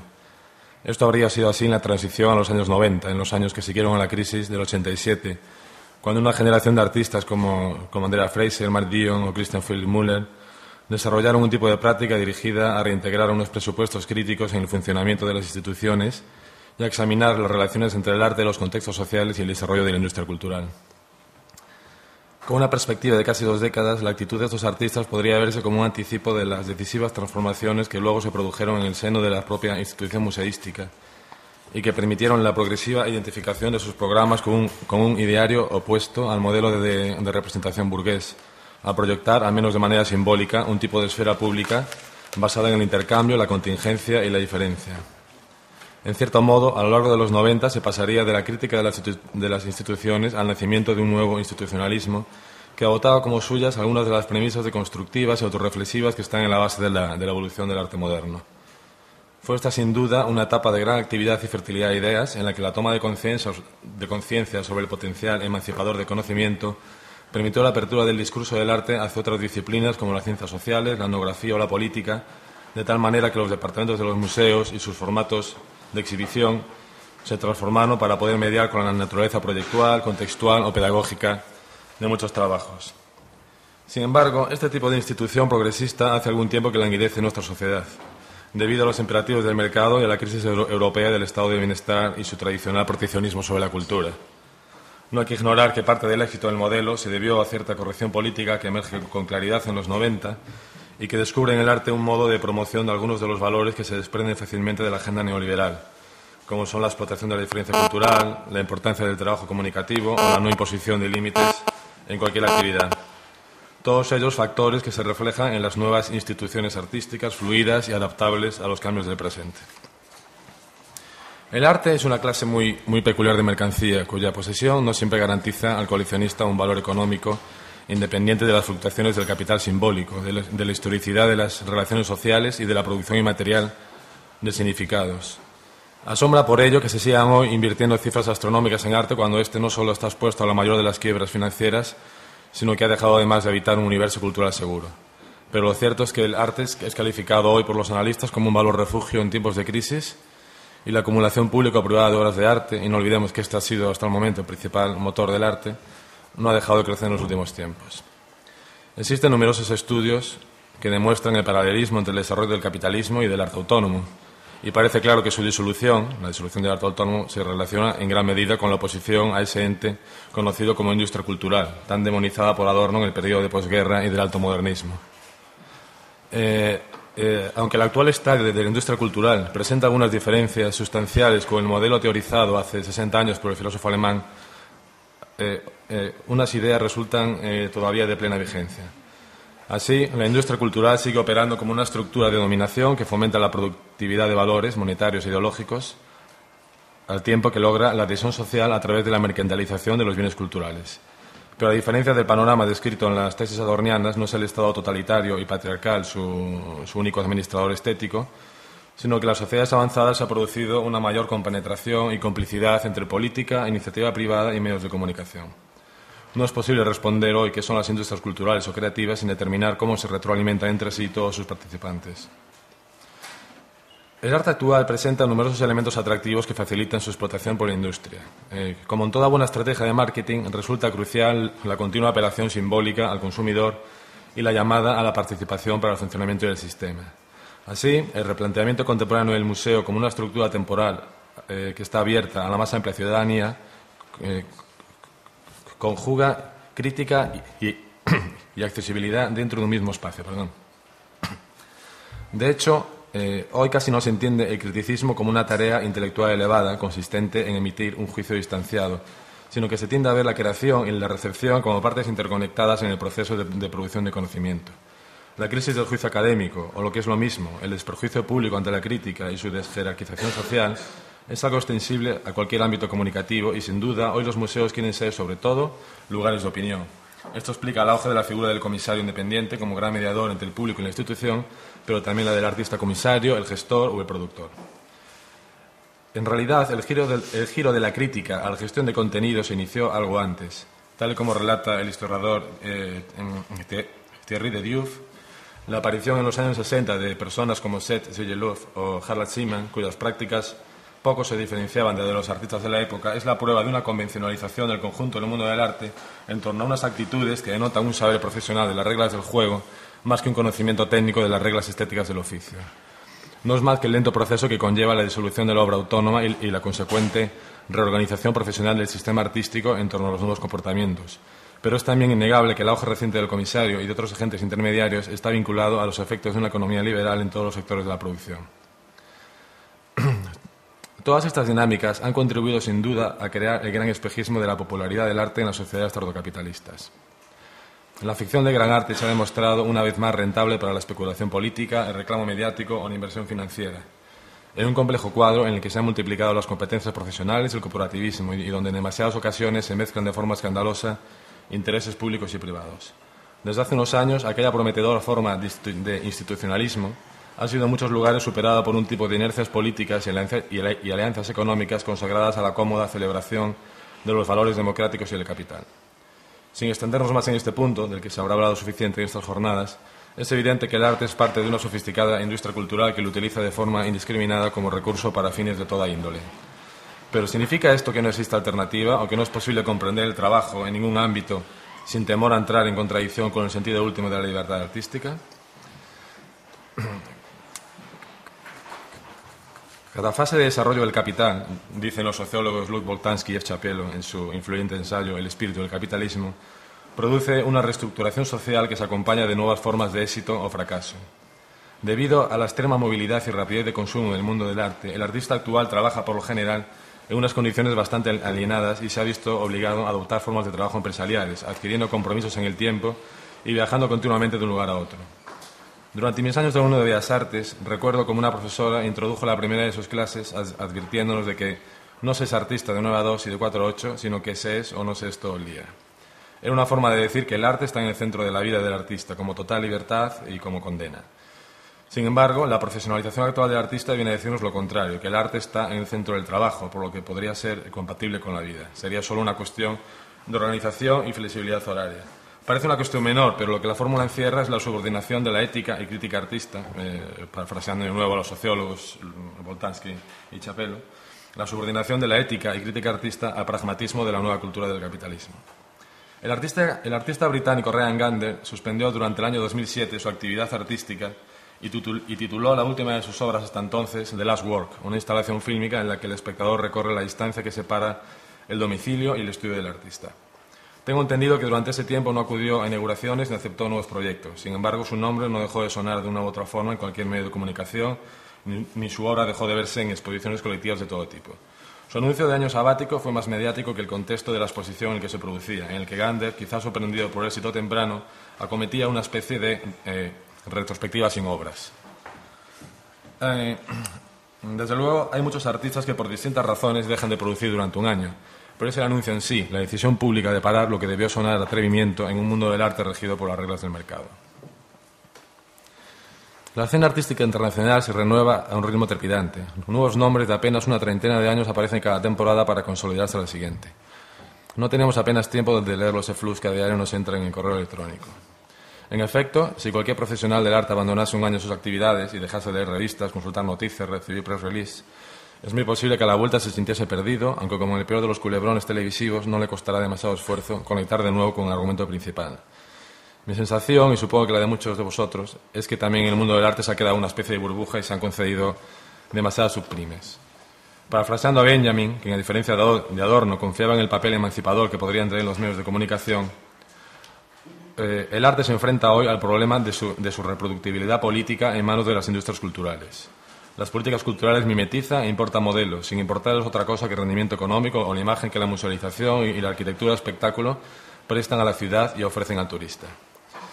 Frente a la resignación y la sensación de impotencia frente a las estructuras del poder, esta tendencia debe, sin embargo, multiplicar la responsabilidad y los posicionamientos éticos en defensa de una práctica artística que se valga de las instituciones sin ser utilizados por ella.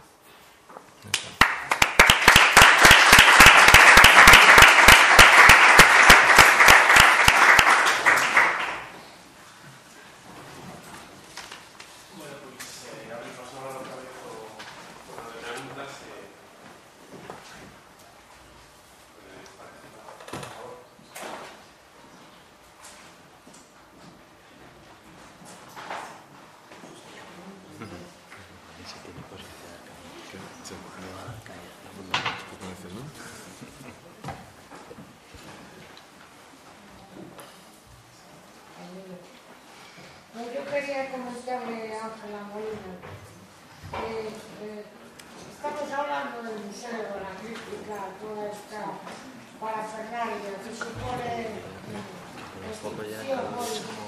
Y resulta que nosotros tenemos aquí al lado, o sea, tú hablas de un museo que se van a hacer en los Emiratos Árabes, que es una locura, pero nosotros tenemos una locura aquí al lado que se llama la Ciudad de la Cultura. Sí, no quería hacer sangre, pero yo estoy encantada de hablar del tema, sí, sí. Es que es como el telón de fondo que tenemos de todas estas, de este curso, ¿sabes? En el fondo lo que tenemos todos en la cabeza es la Ciudad de la Cultura. Entonces hablamos del efecto Guggenheim. El efecto Guggenheim fue lo peor que le pudo pasar a este país, porque los políticos creen en él como si fuera el Espíritu Santo. Y el señor Fraga una mañana se levantó, tuvo una idea luminosa y sus acólitos empezaron a hacer la Ciudad de la Cultura. Hablábamos de la vocación de ruina del museo. La Ciudad de la Cultura ya está con verdín, ya está desconchada, es decir, que no les da tiempo a acabarla y que se le empieza a desconchar lo primero que hicieron y que esté ya hecha un poquito una ruina, como decía Smith, son los monumentos que ya nacen ruina, ¿no? Sería ideal hacer una exposición de Robert Smithson en este momento en la Ciudad de la Cultura. Entonces, bueno, yo creo que el paradigma más espectacular y que mejor se suscribe ese modelo espantoso al que todos estamos criticando es lo que están haciendo ahí a 2 kilómetros, que se llama la Ciudad de la Cultura, que por cierto no se sabe para qué cultura va a ser, ni exactamente a lo que se va a dedicar. Ya, pero edificios tremendos. Has dicho que todos estamos criticando, pero yo no he leído ninguna crítica. Es decir, que yo creo que si eso se hace, la culpa ya no es tanto de los políticos como del ciudadano, de la sociedad civil. Tendría que desde aquí organizarse. Hay proyectos a lo largo de la historia en todo el mundo que se han parado gracias al ciudadano. Yo creo que el ciudadano no cree en su capacidad de consumidor activo. Eso es lo que yo decía al principio. Entonces, realmente dices críticas. Yo no he leído prácticamente ninguna crítica, alguna especializada de arquitectura, pero realmente de la gente que va a padecer esta sangría económica, que va a afectar incluso en un momento muy delicado económicamente, pues me parece que eso tendría que salir del pueblo, ¿no? Por ejemplo, el caso del Guggenheim, el nuevo Guggenheim en la bahía de Urdaibai, en Bilbao, que se ha anunciado hace 3 meses que se iba a hacer. Claro, la sociedad vasca... Yo he hecho un poco hincapié en el tema de la descentralización, porque me parece que es un tema, no sé si hay mucha sensibilidad aquí, pero yo creo que en Cataluña sí que la hay, y creo que es un tema, bueno, el propio Guillermo, que dirige un museo y que sé que es muy generoso prestando obras, pero yo conozco casos de directores de centros que no pueden hacer una buena exposición, aun contando con fondos propios buenos, porque realmente no tienen monedas de cambio, ¿no? Entonces yo creo que el tema de descentralización es muy importante y desde la periferia se puede hacer una crítica importante a todo el sistema del mundo del arte.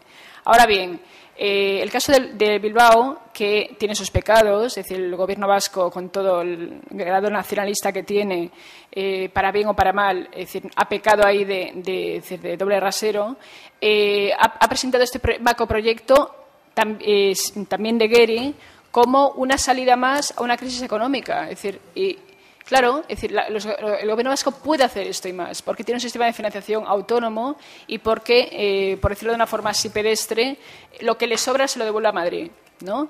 Entonces, claro, en un momento de crisis económica, ellos, bueno, la obra pública la pueden generar, como tienen grandes carreteras, autopistas, etcétera, pues pueden dedicarse a hacer un gran museo, otro más, no se sabe si son los nuevos despachos de los nuevos curators o un almacén de obras americanas, no se sabe realmente lo que es, pero será un nuevo equipamiento y una nueva arquitectura en una zona totalmente bucólica del País Vasco. Entonces yo creo que esto sigue creciendo y la sociedad vasca no se ha pronunciado en contra. Yo no he leído ninguna crítica. Y lo mismo aquí en la Ciudad de la Cultura, me parece que es el despilfarro y el desastre mayor que ha tenido Galicia en los últimos años, porque realmente la gente no hace algo, es decir, a través de manifestaciones, manifiestos, intelectuales, buscar complicidades en otros sitios donde se haya padecido una situación parecida. Es decir, es dinero público y están jugando con el dinero del contribuyente. Eso tiene que tener una respuesta y una contestación por parte de la sociedad civil. O sea, que yo creo que la culpa no es del señor Fraga, que estará criando malvas dentro de 5 años. El problema... Bueno, de todos modos, yo creo ¿cómo se hace esto? De todos modos, tampoco seamos tan ingenuos. O sea, la sociedad civil sí sería la que tendría que, digamos, reaccionar a un descalabro de esta naturaleza, pero es que no es la sociedad civil enteramente la que está en contra de la ciudad de la cultura. Somos los que estamos aquí. Y soy sociedad civil, todos somos sociedad civil. Sí, no, pero es que quiero decir, no es una sociedad civil mayoritaria. O sea, si tú preguntas en este momento al ciudadano de a pie, no solamente de Santiago, sino de toda Galicia, seguramente la mayor parte estarán de acuerdo con pues eso es la democracia. O sea, pregunta en la Comunidad Valenciana quién no está de acuerdo con la Ciudad de las Artes y las Ciencias. No te vas a encontrar a nadie. No, el problema, a ver, en Valencia el caso es flagrante porque hay una señora que se llama Consuelo Ciscar, que es una política que está dirigiendo una colección importantísima y que yo recuerdo hace años, cuando había disidencia en Valencia. Yo recuerdo artistas y disidentes, gente activista en Valencia, pero a mantas. Ahora no existe nadie, porque nadie. Por los pocos que había, la señora esta se ha dedicado a tentaculizar todo mediante el dinero público, ha comprado a unos y a otros, y entonces, claro, decir... Nos quejamos, bueno, pues la crítica es importante, la crítica o sea, hay que saber ser independiente o renunciar a lo poco que tenemos para poder decir, bueno, pues como mínimo yo lo he intentado, pero eso es la democracia. Bueno, los medios de comunicación evidentemente tienen una gran responsabilidad de esto y todos sabemos perfectamente que los medios de comunicación, incluso los medios de comunicación que todos conocemos de una ideología, digamos, más progresista, esto lo tenemos que entrecomillar cada vez más, no se hacen eco en absoluto, sino que son grandes apoyadores de todos estos, vengan de la derecha o vengan de la izquierda. Sí. O sea, en el caso, por ejemplo, de la Comunidad Valenciana, no hay ni una sola voz crítica, ni en la edición nacional, ni en la edición local de la Comunidad Valenciana, que diga algo en contra, ni de la señora Consuelo Ciscar. Nada. Es más, o sea, todas las noticias que salen sobre el IBAN, que es difícil saber muchas veces, como bien sabes, si salen en local o salen en nacional, por esta perversión de los medios de comunicación de hoy en día, que no sabes si las cosas salen en un sitio o en otro, porque a veces se sustituyen, bueno, lo que ya sabemos todos, unas noticias por otras, pero claro, el IBAN, yo lo sé en carne propia, porque hasta hace bien poco estaba en un centro que evidentemente no tenía la repercusión mediática, a pesar de que me parece que se hacía un trabajo bastante más serio del que hacía esta señora. O sea, nadie absolutamente decía ni dice nada. Es más, se cubre absolutamente todo lo que se haga en el IBAN. Desde el medio que tú conoces bien, El País. Por supuesto, El Mundo, ya no digamos. Sí. O sea que la responsabilidad ahí de los medios de comunicación es enorme en ese tema y en muchos otros. Y no es real, no la vemos. No la vemos. Sí, pero, insisto, eso es la democracia, es decir... Y después otra cosa, solamente... Yo recuerdo una anécdota en Cuba, por ejemplo, recuerdo que yo, no sé, iba en un coche, entonces yo, claro, tardaba horas en llegar al destino porque iba parando recogiendo a gente, ¿no? Y la gente que es que le daba un golpe de calor y estaba como medio muerta y yo decía, pero claro, ¿cómo esta gente no? Dice, no, es que no tenemos autocares, no tenemos... las enfermeras van caminando al hospital durante 10 kilómetros en pleno calor, ¿no? Y yo decía, pero ¿por qué no rebeláis? Y decía, no, es que si nos revela, aquí no se puede uno manifestar, nos meten en la cárcel. Yo digo, bueno, pues qué desgracia. Pero es que resulta que aquí actuamos de la misma forma sin tener un Fidel Castro o sin tener y teniendo todos los medios de comunicación más o menos a nuestro alcance, o tenemos todos los medios, es decir, no somos una sociedad totalmente avanzada en ese sentido y hacemos lo mismo que una sociedad sometida a una dictadura. Entonces entiendo que algo falla aquí. O sea, Consuelo Ciscar nunca debió llegar a donde llegó. Se permitió. A partir de ahí, bueno, todos somos cómplices de esto. Periódicos, críticos, etcétera. Todos los que, de una forma u otra, pasiva o activamente, se han dejado comprar con su propio dinero, además. Porque esto no es una cosa que digas, que viene... ¿no? Es decir, o sea, todo el tinglado, es decir, el tinglado cada vez... La olla cada vez es más grande y todos comen de esa olla. O sea, hay que renunciar a comer de esa olla. Entonces, esa es la... Pero es que... Bueno, como dice alguien a quien yo aprecio mucho en España, con respecto a los artistas, un crítico de arte, el artista nunca dice no. El artista nunca dice no, el comisario siempre dice sí, los medios de... Bueno, siempre dice sí, nunca... deja de aceptar un proyecto, vamos, aquí nadie deja de aceptar proyectos, nadie renuncia, todo el mundo quiere seguir adelante. ¿Sabe mucha gente aquí que las becas de la Academia de España en Roma están desiertas prácticamente? O sea, la Academia de España en Roma es un sitio que, bueno, que ya le gustaría a muchos artistas estar trabajando en los estudios que dan al Trastevere, pero un sitio impresionante. Pues no se cubren. Y yo un día se me ocurrió preguntar a la directora qué pasaba, porque claro, es que yo, vamos, creo que eso es un lujo, ¿no? Y un milagro para cualquier artista. Decía que el artista hoy en día no quería irse de su ciudad o de la ciudad donde se trabaja porque perdía comba, es decir, no podía permitirse cogerse un año sabático para una beca porque tenía que estar en el sitio, en the site, ¿no? En la ciudad. Si no, un año más tarde ya no existía, no estaba en la situación. O sea, el artista vive de esas relaciones. Entonces, esto, claro, es un salto totalmente cuantitativo en el sentido de que, claro, el artista ahora mismo es más cómplice que nadie. Por eso yo también he denunciado el tema de, por ejemplo, las becas de Marcelino Botín. Claro, es que es una cosa que no te lo puedes imaginar. ¿Cómo es posible que la mayoría de la gente que accede a unas becas muy bien dotadas sean artistas que, bueno, yo os empiezo a dar los nombres y no os los creéis? Sí, o sea, vamos, eso sucede en las boutiques y sucede en casi todas las becas, vamos, eso sucede en casi todas. Bueno, ya, hombre, pero, a ver, es que es un poco de vergüenza. Es decir, gente de 50 años que están en la Galería Soledad Lorenzo y están presentando proyectos de obras que ya han sido, yo las he visto en las exposiciones. Les cambian, no, pero es que está todo para irse a Mali o para irse a Brasil. Es decir, esto ocurre. Y luego está el tema de las subvenciones, que también yo estoy en contra. Las subvenciones a talleres tipo hangar, a todo esto. Me parece que, o sea, la inversión tiene que ser a la educación.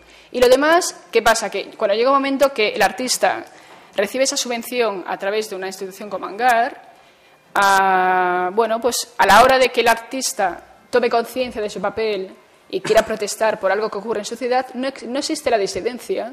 O sea, recuerdo cuando designaron al nuevo director del Museo Picasso en Barcelona, nadie abrió la boca.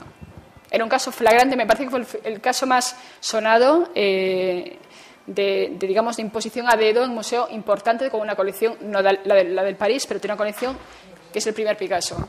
Nadie protestó, es decir, el artista está totalmente, es un funcionario a cargo del Estado. Entonces, ahí algo pasa ahí. O sea, el dinero, yo creo que, es decir, no soy partidaria del modelo subvención europeo, más bien entiendo que el modelo americano es más... Piensa que el Estado va a subvencionar a los constructores por la crisis. Si subvenciona a los constructores... Sí, la ley de Murphy. No, si podemos ir a... miles de millones, porque ahora estamos en crisis, bueno, pues ¿cómo no va a subvencionarlos así? Ya, pero bueno, de todas formas yo pienso que el artista es el último ser libre de este mundo. Es decir, el tema del capitalismo ya se entiende que al final el capitalismo se venga de sí mismo, ¿no? Ya lo vemos en el caso de China, ¿no? Pero el artista es el último ser libre, en principio el poeta, ¿no? El creador, es el último ser libre. Cuando ya no existe esa persona, cuando en Valencia ya hay un borrado totalmente disidente, cuando en Galicia los artistas o gente dedicada al mundo de la cultura no protestan por lo que está pasando, pues es triste, ¿eh?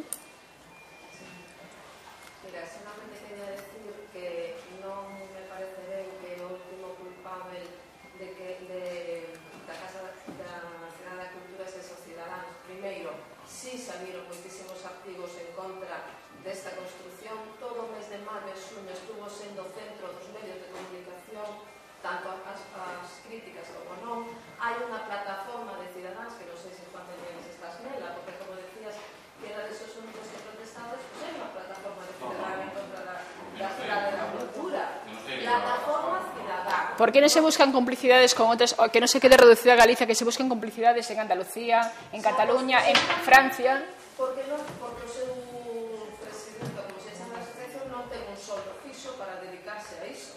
¿Cómo se llama esa plataforma? Pois Plataforma Cidadá contra non sei que Mausoleo, ¿no? Contra o Mausoleo da Cultura, exactamente. ¿Y es activa? Home, era activa no mes de xuño. Xuño, agosto, pois non perdín contacto un pouco co que estaban facendo, pero si se moveron, claro que sí. Pedro de Llano foi unha da líder, por exemplo, contra a Cidade de Cultura, cando facer este mausoleo, pero daquela estaba o PP e aquí ninguén decía nada, inda por riba. Agora ven ao novo goberno e sigue para adiante, quen vai protestar? Os cidadáns que vemos que hai unha lista que contraatacan, é dicir, queredes ir a Casa da Cultura? Pois é que hai unha lista de espera inmensa de visitas programadas a todo, non sei que. É un contraataque a plataforma cidadán e a moitísimos cidadáns que estamos en contra disso. O sea, que non é certo que non as protestas. Hombre, o que pasa que ante os medios de comunicación que desde logo están a favor de tal, incluso moitos individuais están a favor, entón é un pouco unha loita. Entre Emilio e Quintana, pois xa ve la continuidade. Exactamente, é dicir, aquí a polémica está servida. Entón, non podes ter isto continuamente nos medios de comunicación, están para un mes, pois, porque xoque calquera problemática, porque saliu toda a comisión de gastos e houve unha comisión destas de investigación dos gastos, porque está Paco Carracedo como asesor, etcétera, etcétera, pero que non pode estar todo o tempo aí nos medios de cultura, porque además só aparece. Pero sí el tema que preocupa a sociedade en xeral. Home, ao que está agora preocupado pola hipoteca lle trae o pairo que se paga a Cidade da Cultura, entendes? O sea, non podes culpar nunca ao cidadán. Sí, no, yo tengo que... Sí, porque estamos en un país libre donde... No.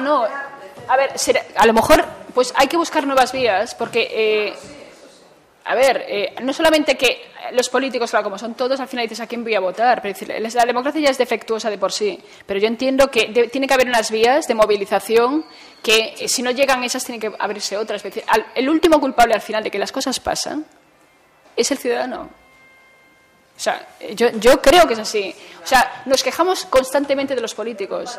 Pero mira, los políticos son... el grado de excelencia o satisfacción que tiene el ciudadano de los políticos es directamente proporcional al suyo. Lo tengo clarísimo. El caso, por ejemplo, yo donde vivo, o sea, la depauperización de la clase política ha sido tan increíble que yo creo que algo de culpa tenemos los ciudadanos. Es decir, hay una proporción directa que hay que hacer una autocrítica rápida, porque si no, siempre puede ir a peor. Entonces, con las necesidades que hay en educación, ya no solamente porque lo sabemos por los informes famosos europeos, es que se ve clarísimamente, ¿no? Es decir, con los déficits que hay, creo que si ese dinero se destina a un mausoleo, algo tiene que pasar en la calle. Es decir, porque hospitales, colegios, universidades, es decir, hay un agujero ahí que no puede ser que siga existiendo. Yo creo que... Solo decir que o cidadán de pé, compostelán e galego está en contra da Cidade de Cultura. Eso é un hecho. Un sector. Es decir, yo creo... O cidadán de pé. Sí, hombre. Pero entonces... Que se crea que eso vai ser como se vendeu, un centro de riqueza, man de obra, e que, como din algúns arquitectos, que Santiago tenga suficiente capacidade cultural como para pensar na cultura globalizante, globalizadora, de coller do aeroporto o grupo de turistas, elevando de turistas de élite cultural, elevando directamente eso para moitos arquitectos, por lo menos que a mí me comentaran, e para moita xente é un avance, un progreso, a cultura do século XXI. Bueno, el caso de Guggenheim ha demostrado que no es ningún progreso, ha sido... Sin embargo, ¿por qué no se produjo una movilización popular? Es decir, la sensación que tengo, yo soy de Santiago, aunque llevo unos años fuera, es que todo se ha movido, ha habido muchísimo debate público, pero siempre a un nivel asambleario. Es decir, lo asambleario se hace para llegar a una unanimidad. Si hay tanta unanimidad sobre este tema, como supongo que la hay aquí, ¿por qué eso no trasciende a la esfera pública? ¿Por qué la gente no se moviliza? Ayer hablábamos de un caso muy distinto, pero a la hora de comer, con Gloria, hablábamos del tema de Santa Mónica, que lo cierran en Barcelona, y por primera vez la comunidad artística de la ciudad está de acuerdo en algo, ¿no? Y entonces sugería Gloria, pero si están de acuerdo al fin, ¿por qué siguen haciendo asamblea tras asamblea? ¿Por qué nos ocupan un día? ¿Por qué no recurren a las armas clásicas de la sublevación y un día se encierran en Santa Mónica y entonces tendrán la atención mediática que están buscando y el político de turno les atenderá como quieren, etcétera, porque cuando pasa algo si cierra un teatro, la gente hace lo que no, es decir, quiero decir, ¿por qué no se ha producido con la Ciudad de la Cultura una movilización de ese tipo? Porque yo creo que está mucho más que la opinión está mucho más fragmentada. Yo lo que percibo. Sí. De comunicación y do que está a favor de comprende, se toma o ciudadano sabe acatarse, pero a maioría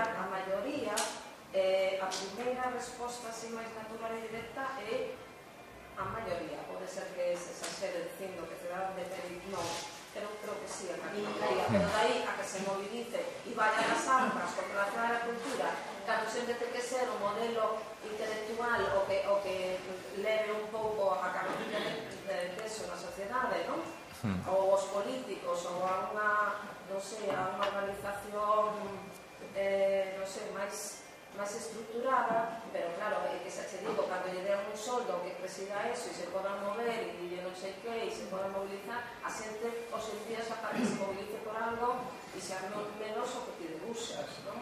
Pero que non quero, eu solamente quería decir que sí hai preocupación por a Ciudad da Cultura, que sí hai críticas, que sí saben los medios y que hai 2 meses estuaba todo lo que... Pues entonces será digamos una concienciación muy, lo que se dice muy solipsista, es decir, a mí por ejemplo no me llega, no sé sé que hay algún artículo, pero no me llega es la densidad que tú planteas. Tendríais que buscar una complicidad fuera y hacer de ese problema local un problema para si hay algo bueno que tiene el sistema cultural global en el que vivimos, para que todos nos enteremos de que eso pasa, ¿no? Es decir, yo creo que hay que buscar, hay que tirar el ancla más lejos, ¿no? Porque hombre, y además que pasa en todas las ciudades, ¿no? Pedro G. comentaba hoy el caso del Centro de Arte de Córdoba, ¿no? El nuevo, ¿no? Es un nuevo mamotreto dentro de las ciudades que te plantan los políticos y a ver quién lo echa para atrás. O sea, no solo está el ciudadano, o sea, yo ahí sé que somos en parte culpables, pero es que ¿quién para eso una vez que está iniciado? ¿Quién? El año pasado, a eso me quería referir, el año pasado ocurrió algo patético, bueno, pretendía ser gracioso. Una cadena de televisión local entrevista con la anuencia de la responsable de cultura de la autónoma, hace una entrevista anunciando que se va a derribar, que la Ciudad de la Cultura finalmente que no, que ha habido tanta presión popular que finalmente no se va a llevar adelante. Y entonces aparecía Ángela Bugallo diciendo esto, y se entrevistaban, salían a la calle para preguntarle a la gente qué le parecía. Y había casi el 80% de las personas decían que le parecía una obscenidad tirar abajo, es decir, que cómo podían tirar abajo y perder toda esta inversión que se había hecho, que ahora ya está, el mal estaba hecho, que esa cuestión la tendrían que haber planteado. ¿Se puede transformar en algo diferente? ¿Un hospital? ¿Una universidad? ¿Se podría transformar en algo así? Ya.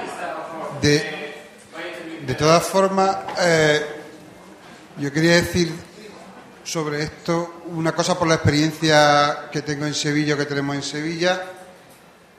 Hace 5 años por ahí hicimos una plataforma contra la BIAX, la Bienal de Arte de Sevilla, y creo que la semana que viene o la siguiente inaugura la 3ª edición.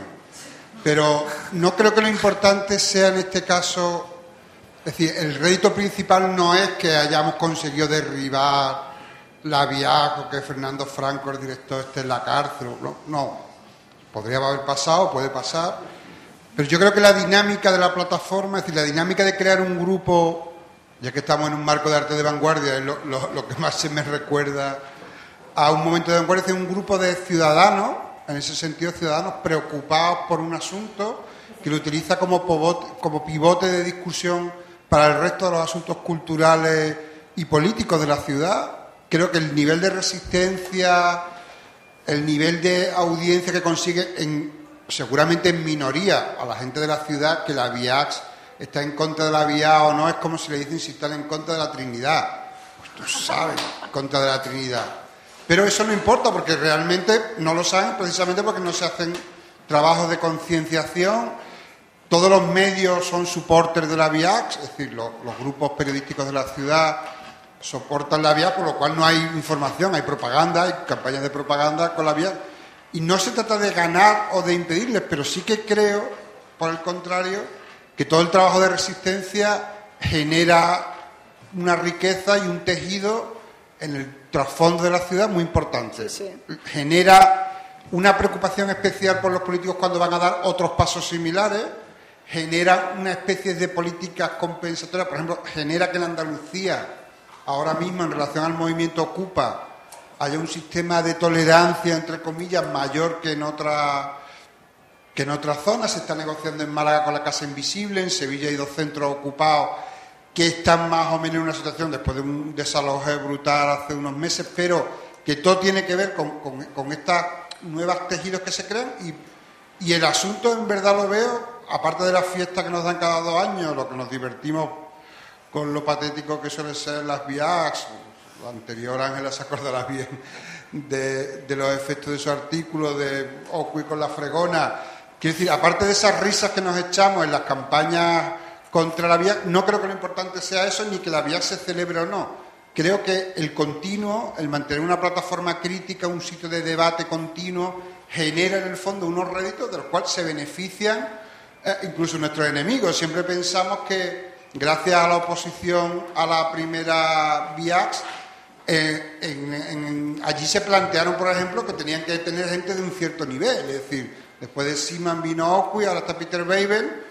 A mí ni me van ni me vienen, pero quiero decir, hubo una cosa que tiene que ver en que hay una preocupación porque hay una oposición y hay gente que está dispuesta a hacer mofa. Es verdad, pero el activismo os aseguro que es bastante divertido, entre otras cosas. Es verdad que muchas veces hemos llegado a hacer actuaciones, límites, agresiones violentas. Bueno, tampoco no hemos matado a nadie, vaya, todavía.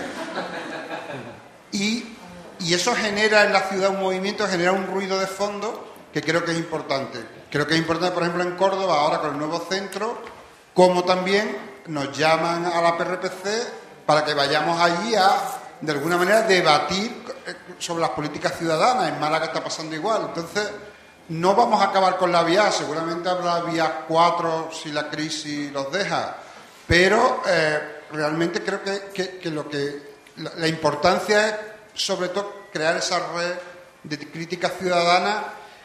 Y recuerdo además, también quiero recordar que la plataforma nació contra la VIAC precisamente no por una oposición, es decir, los que nos empezamos a oponer éramos los que la conocíamos muy bien, lo que iba a ser la VIAC, porque éramos invitados. Es decir, por un lado yo, por ejemplo, fui invitado como artista y mientras más veces decía que no, más me subían el presupuesto que iba a tener para una pieza. Pero me pareció un monstruo que iba a acabar con lo poco que se estaba construyendo en la ciudad. BNV, una productora, por ejemplo, que también está en la plataforma, eran los encargados de hacer el montaje, precisamente porque se negaron a hacer el montaje. Ahora están siendo desalojados de otras instituciones con las que trabajaban, es decir, se les castiga como trabajadores. Pero así todo, creo que lo que se construye es muy positivo. Creo que realmente se construye una trama de un lugar, un punto de referencia para otras disidencias, para otras formas de hacer, que es importante, por lo cual creo que no es solo acabar o no con el monstruo este de la cultura, que creo que se derribará solo o acabará siendo en un centro para visitantes, para el peregrino. Es decir, los peregrinos entrarán por la ciudad de la cultura y será un sitio magnífico. Es decir, no importa en que acabe, pero creo que lo importante es que se construya un movimiento ciudadano de resistencia. Iba a decir a lo que sea, no a lo que sea, pero sí que lo importante es más el trabajo ese productivo de un movimiento de resistencia que poder acabar o no con que Peter Eichmann tenga ya aprobado no sé cuántos créditos, etcétera, etcétera, ¿no? El caso de la ocupación del espacio público por parte de empresas privadas, como fue el caso de las esculturas de Manolo Valdés y Gornitorag en Barcelona y en Madrid y en otras ciudades españolas, no solamente del PP, sino también del PSOE, ¿no? Es decir, cómo una empresa privada de un señor que fue exministro, asociado con una señora que dirige una galería de arte, encuentra complicidad en la Fundación La Caixa y, a su vez, esa complicidad con un ayuntamiento socialista en Barcelona. De manera que el resultado es... en Valencia y Madrid, es Sí, yo las vi en un Palma. top manta, directamente top manta, en pleno Rambla de Cataluña, con las horrorosas esculturas de Manolo Valdés, que claro, que la gente le hace fotografías y seguramente les gusta mucho, pero esto es un uso impropio del espacio público. Y además, por ejemplo, el alumbrado. Podemos decir, bueno, claro, esas esculturas están a la venta en una galería de arte. Es decir, ¿cuándo se había visto en una ciudad como Barcelona? Porque en Madrid lo habíamos visto hace ya tiempo. Pero en Barcelona, ¿cómo es posible que pueda ocurrir esto? Es decir, ya, yo creo que, a ver, que llega un momento que ya se contagie, esa desidia que ocurre en Valencia ya ha llegado a pasar a Barcelona, y ya posiblemente no quede nada en el territorio del Estado español donde la gente proteste por un uso impropio del espacio público. Es decir, no es posible que pueda pasar esto. ¿Por qué pasa? ¿Quién protesta? Pero ahí, por ejemplo, eso no sé, aparte del ex de la galerista, Sí. el antiguo marido que es el vínculo con el PSOE, es decir, la galerista está en el dice perfecto, su ex es del PSOE y su nuevo es del PP. Con lo cual, la empresa del bronce lo colocan en cualquier sitio. Hay negociación con los ayuntamientos con dinero, quiero decir. Cuando yo estuve en Sevilla en esa fantasmada de 6 meses, yo me negué no a la de Manolo Valdés, sino a la primera, que era la de Mitorá. Sí. Entonces, ¿qué pasó con la de Mitorá?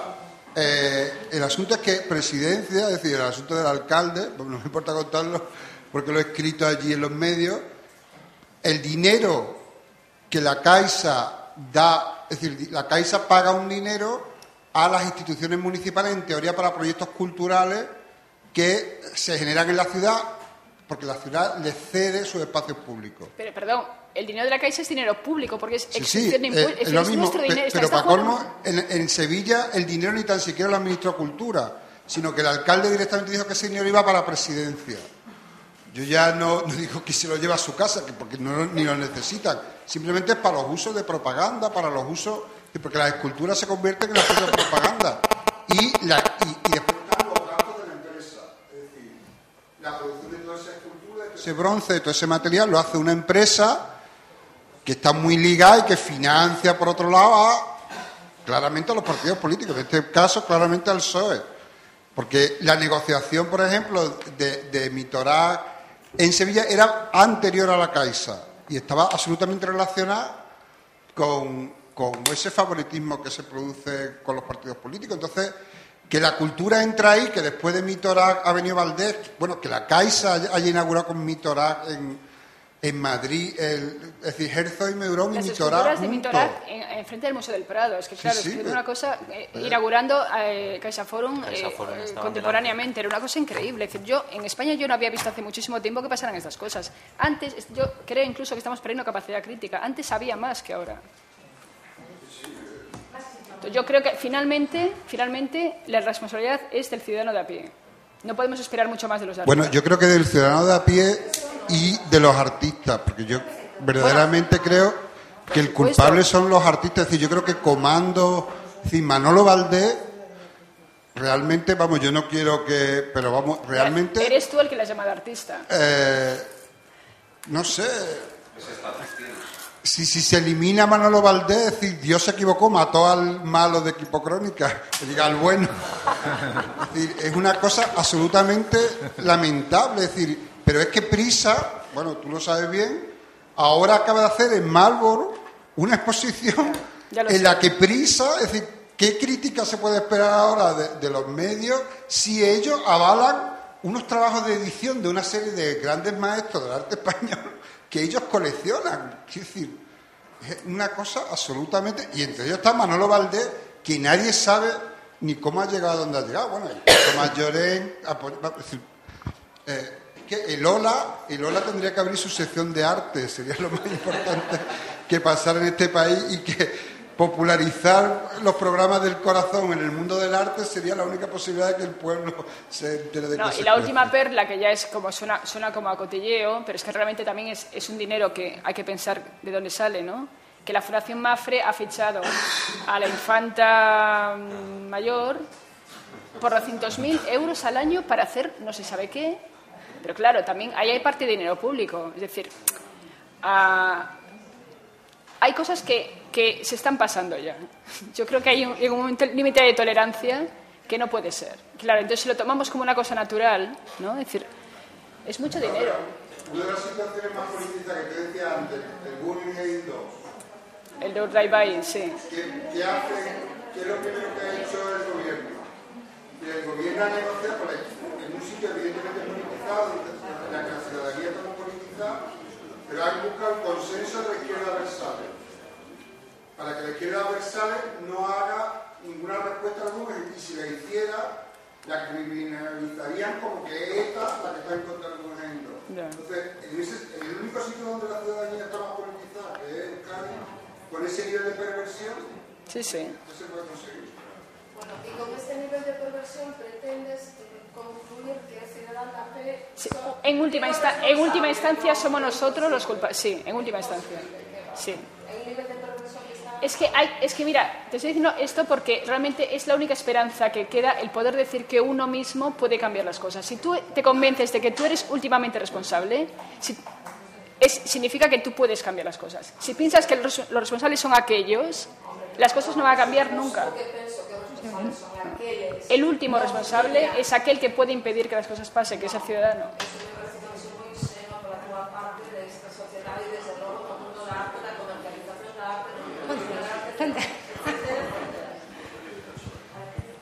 Yo quería decir una cosa general, nada, romper un poco con lo que estáis diciendo y empezar por el principio con el señor Gilbert. Yo lo que creo que es que lo que hace falta es educación. Educación básica en España, en Galicia más, y hace falta formar a la gente.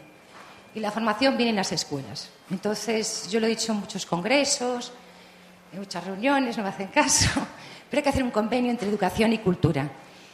Y que las visitas a los museos formen parte de la educación. Sí, sí. De tal manera que no se visite siempre los mismos museos, sino que dentro del programa escolar forme parte. Y de esa manera se podría conseguir que las visitas a los museos no fueran un espectáculo, porque los niños acuden como un día festivo. Ya desde el principio estamos fomentando el espectáculo, ¿no? Y estamos generando siempre eso. Y a partir de ahí, aparte de la educación de la infancia, pues lo que se tiene que concienciar a la gente del patrimonio, de lo social, de que los espacios públicos son de todos y un montón de cosas que en España todavía no somos conscientes. Vosotros, los de arte contemporáneo, os movéis en un mundo muy internacional, pero no todo el mundo tiene esas posibilidades. Entonces, también por parte de la gente que nos dedicamos a la cultura, creo que tenemos la obligación de formar, ¿no? Y que se nos olvida muchas veces. Y nada más. Sin lugar a dudas. Y con respecto a lo de la Ciudad de la Cultura, pues ahora también lo ha asumido el PSOE y el Bloque, o sea que ya no dice nadie nada, porque está todo muy politizado. La cultura también. Entonces, bueno, todo es política. Hay que asumir también que uno, cuando se levanta por la mañana, está haciendo política. Cuando se acuesta y con quién se acuesta también está haciendo política. Es decir, somos seres políticos. Todo está politizado. Por lo tanto, hagamos política. O sea, todos nuestros actos tienen una repercusión. Empleemos nuestro poder para cambiar las cosas. Yo creo que esto es un acto, es una frase de esperanza, no de ingenuidad. Es decir, no, creo que mi discurso también. Es decir, lo que pasa es que hay que tenerlo presente, lo de la educación. Mucho más presente. Nada más, eso.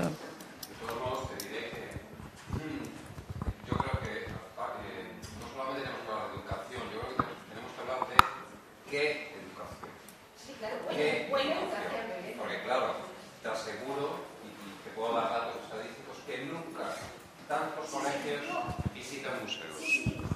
O sea, es una cosa espeluznante. O sea, hay miles de colegios que todos los días visitan museos centrales, periféricos, etcétera. Pero claro, volvemos a lo de mismo. Si las visitas son para poner a los niños a gatas en el suelo, a pintar con ceras de colores lo que están viendo, pues apaga y vámonos.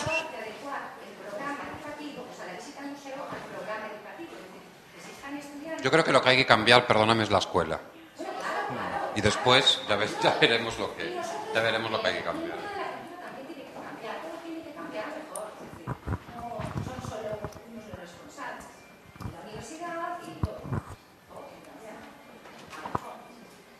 Pero con respecto a los colegios, yo lo que digo es que las visitas a los museos no puede ser que un niño visite en Galicia 10 veces el Museo do Pobo Galego y no conozca, pues, No, por eso la propuesta que nadie le ha hecho caso, la propuesta que he dicho, y que no es importante, la descentralización de las colecciones al nivel no solamente de exhibición, sino también de préstamos, creo que sería coherente con el sistema, digamos, político que tiene el Estado español, que es una descentralización política. Yo creo que ahí estamos reivindicando ciudades de la cultura o no reivindicándolos, pero creo que se tendría que reivindicar una auténtica descentralización de los bienes culturales.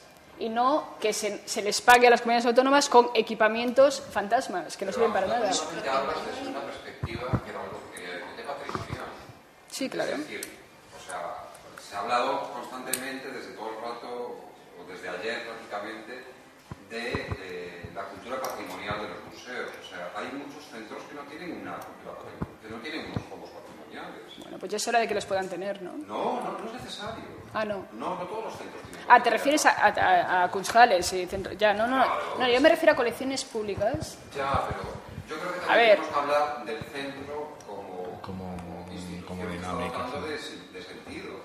Es decir, no solamente a través de sus fondos patrimoniales, sino a través de otro tipo de operaciones que muchos centros de arte contemporáneo hacen. Es que no caigamos en el error de pensar, porque esa solución que tú estás dando... No, esto es un complemento a esto que tú estás diciendo. No, pero... Pero hay muchos centros, los más, que no tienen fondos y que no quieren tener fondos, seguramente, y que su vocación es la de transmitir conocimiento de otra manera. No todos los centros quieren tenerlo, No, yo estoy de acuerdo. Nunca he deseado tener, no yo, sino en el centro que yo he estado, nunca he deseado unos fondos. A ver, yo hablaba de un caso concreto, una fundación en Barcelona, que querían hacer una exposición de un autor americano, y entonces se encontraba con que al final no la podía hacer, porque no tenía obras importantes para dejar a cambio a instituciones americanas. Entonces esa persona de la institución intentó que pues desde la Thyssen hasta otras les prestaran piezas, pero yo lo que pienso, y era una propuesta que yo hacía, era que a veces esa solidaridad no tiene tanto que ser que te presten una obra, sino que tú puedas compartirla, e incluso que alguien te avale, un Museo del Prado te avale, no tiene por qué dejártelo, te avale para que tú puedas conseguir una pieza. Es decir, esto es una idea muy revolucionaria, pero creo que en España podría funcionar bien. Es decir, sin tener que mover las obras de los sitios, pero que ese trabajo en red que decía Manuela Borja, tenemos que trabajar en red. Bueno, pues quizás a lo mejor está bien para ciertas programaciones, pero no creo que sea tan importante trabajar en red a nivel de programación, porque cada centro tiene su idiosincrasia, sino trabajar en red a nivel de colecciones. Es decir, que tú puedas exponer, la comunidad pequeña de La Coruña, de Oviedo, pueda disponer de ciertas obras directo o indirectamente para poder hacer una gran exposición en sus salas. Y si era el sistema que había de...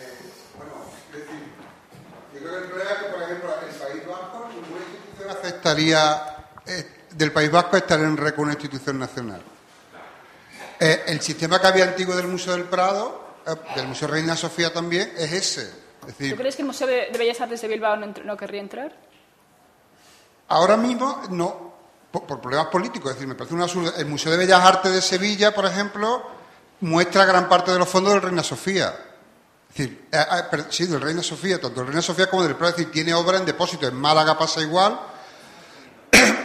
Con la anterior ministra de Cultura se intentó negociar, desde el Museo Reina Sofía se intentó negociar el patrimonio de esos cuadros, y entonces el Museo Reina Sofía se lo ha retirado ante el intento de que esos cuadros, de que esos museos sean solamente de designación autonómica. Quiero decir que la cosa estaba así. Ha sido la, digamos, atomización autonómica la que ha ido desgajando lo que era una colección nacional. El ser una colección nacional permite grandes ventajas que yo he descubierto trabajando con el Reina Sofía, como una cosa que yo no sabía, que es lo del seguro del Estado. Cuando el Estado es garante, significa que te ahorras la mitad de una exposición de ese índole simplemente porque lo paga el Estado. Quiero decir que realmente había esa disposición. Es un poco... Ya, hombre, pero el mal entendimiento autonómico... El caso de las daciones, todas prácticamente, sobre todo las piezas importantes, se van a Madrid. Pero tú sabes, por ejemplo, que Cataluña... Pero tú sabes que, por ejemplo, que la Hacienda en Cataluña no admite las daciones de obra. Sí que admite. No las admite. Vamos, no guiadas, pero no admite de acciones de obra. En casos, por ejemplo, cuando Ferran García Sevilla fue atrapado por Hacienda, no sé si os acordáis. Claro, no. Cuando se pidieron los museos, la Hacienda catalana no permitía el intercambio por obra, por lo cual la multa la tuvo que pagar en Madrid. Y desde Madrid se distribuyó al resto de museos autonómicos, menos a los de Cataluña y el País Vasco, porque no lo aceptaron, porque no aceptaban, digamos, ese tipo de... Se recuerda a final de los 90 que Hacienda hizo un escrito a muchos museos españoles diciéndole: si queréis un Ferran García Sevilla lo podemos dar, porque acabo de tener un montón de ellos. Me parece que desde hace 3 años sí que se puede, ¿eh? Conozco casos de artistas que han pedido donar a en Cataluña hay casos muy importantes que están en negociación, y el problema es que como no cambien la ley pueden acabar en Madrid pues otra vez. Pues tiene que cambiar leyes, pero yo creo que, insisto, que la descentralización tiene que materializarse en casos muy concretos, en colecciones, ¿no? Es decir, yo creo que tiene que haber se tiene que compartir los fondos del Estado, y que todos los museos tienen derecho a directa e indirectamente poder disfrutar de ellos. Eso creo que es un primer paso para creer realmente en que existe una descentralización, un federalismo cultural que no existe.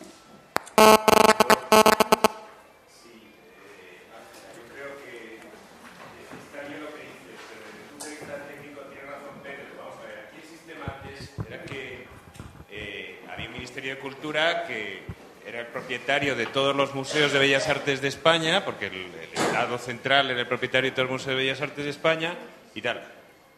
Hoy el Ministerio de Cultura se ha desmantelado. Es decir, hoy el Ministerio de Cultura lo que le queda es el Prado y el Reina Sofía y no sé qué más, pues el Teatro Real. Y tiene una participación en los museos de Bellas Artes, a veces, en el sentido de que pues, la titularidad a lo mejor de un museo es de la comunidad autónoma, pero el Ministerio subvenciona o participa, o parte de la colección tiene depósito allí cosas y tal. Pero hemos pasado efectivamente hemos desmantelado una estructura que había porque tenía sus taras, porque no encajaba con la nueva organización del Estado. La cultura ha sido lo que más rápidamente... Bueno, la Hacienda tardará mucho o nunca se descentralizará del todo. Nadie alcanzará quizá nunca los niveles de autonomía fiscal que tiene Navarra y el País Vasco. Pero lo que es indudable es que en cultura se ha conseguido muy pronto esa autonomía. Entonces, hombre, ahora sí podemos volver a la fórmula anterior, pero es muy difícil, por el camino en que hemos entrado, es muy difícil ir a eso. Yo creo que el Estado, el Gobierno, lo sé por este Gobierno, por el anterior, está muy directamente interesado en que las colecciones de los museos nacionales sean compartidas por todas las ciudades y que itineren por todas partes y tal. Tengo evidencia de eso. La mayor presión, digamos, que tiene Zugaza encima es que tiene que estar haciendo todo el rato exposiciones y tal. El Reina Sofía lo ha hecho, ha llevado sistemáticamente exposiciones itinerantes de sus fondos, de fondos muy importantes, a lugares a veces que no eran, ni siquiera a veces tenían del todo las condiciones. O sea que los museos nacionales han sido generosos por presión directa del Gobierno. La ministra anterior, yo hablo de los dos que he conocido, la ministra anterior, se piense lo que se piense de su política, tenía esto como una prioridad. Además, el patronato del museo siempre nos decía: ojo, que el museo de el Thyssen o el Prado, no sé qué, no son de Madrid, que esto no se entienda que son de Madrid, no sé qué. Era una prioridad absoluta para ella y para este ministerio. Me consta que es una prioridad absoluta. Lo que sí que, por ejemplo, para la ministra anterior, que como fue en Andalucía y después se pasó a Madrid y hubo un cambio de política, ella reclamaba la autonomía de los museos y que se rompieran con Madrid. Cuando fue a Madrid, cambió la política, dijo que no, congeló esa ruptura. Pero lo que no se ha dado como respuesta es lo que tendrían que hacer, que es un poco más, yo no lo que puede decir la lo pueden hacer desde Andalucía. Desde Andalucía sí, desde Valencia o Cataluña creo que ya no, pero desde Andalucía sí, es exigir. Es decir, hay una serie de excedentes, digamos, del Reina Sofía que están en el Museo de Bellas Artes de Sevilla. Un poco excedente, Pintura típica, tipismo, pues lo tienen allí, pues si hay mantilla lo mandan a Andalucía. Lo que podría exigir el Museo de Bellas Artes, en vista de esa vinculación, pues poder tirar de otros fondos, poder hacer otro tipo de política.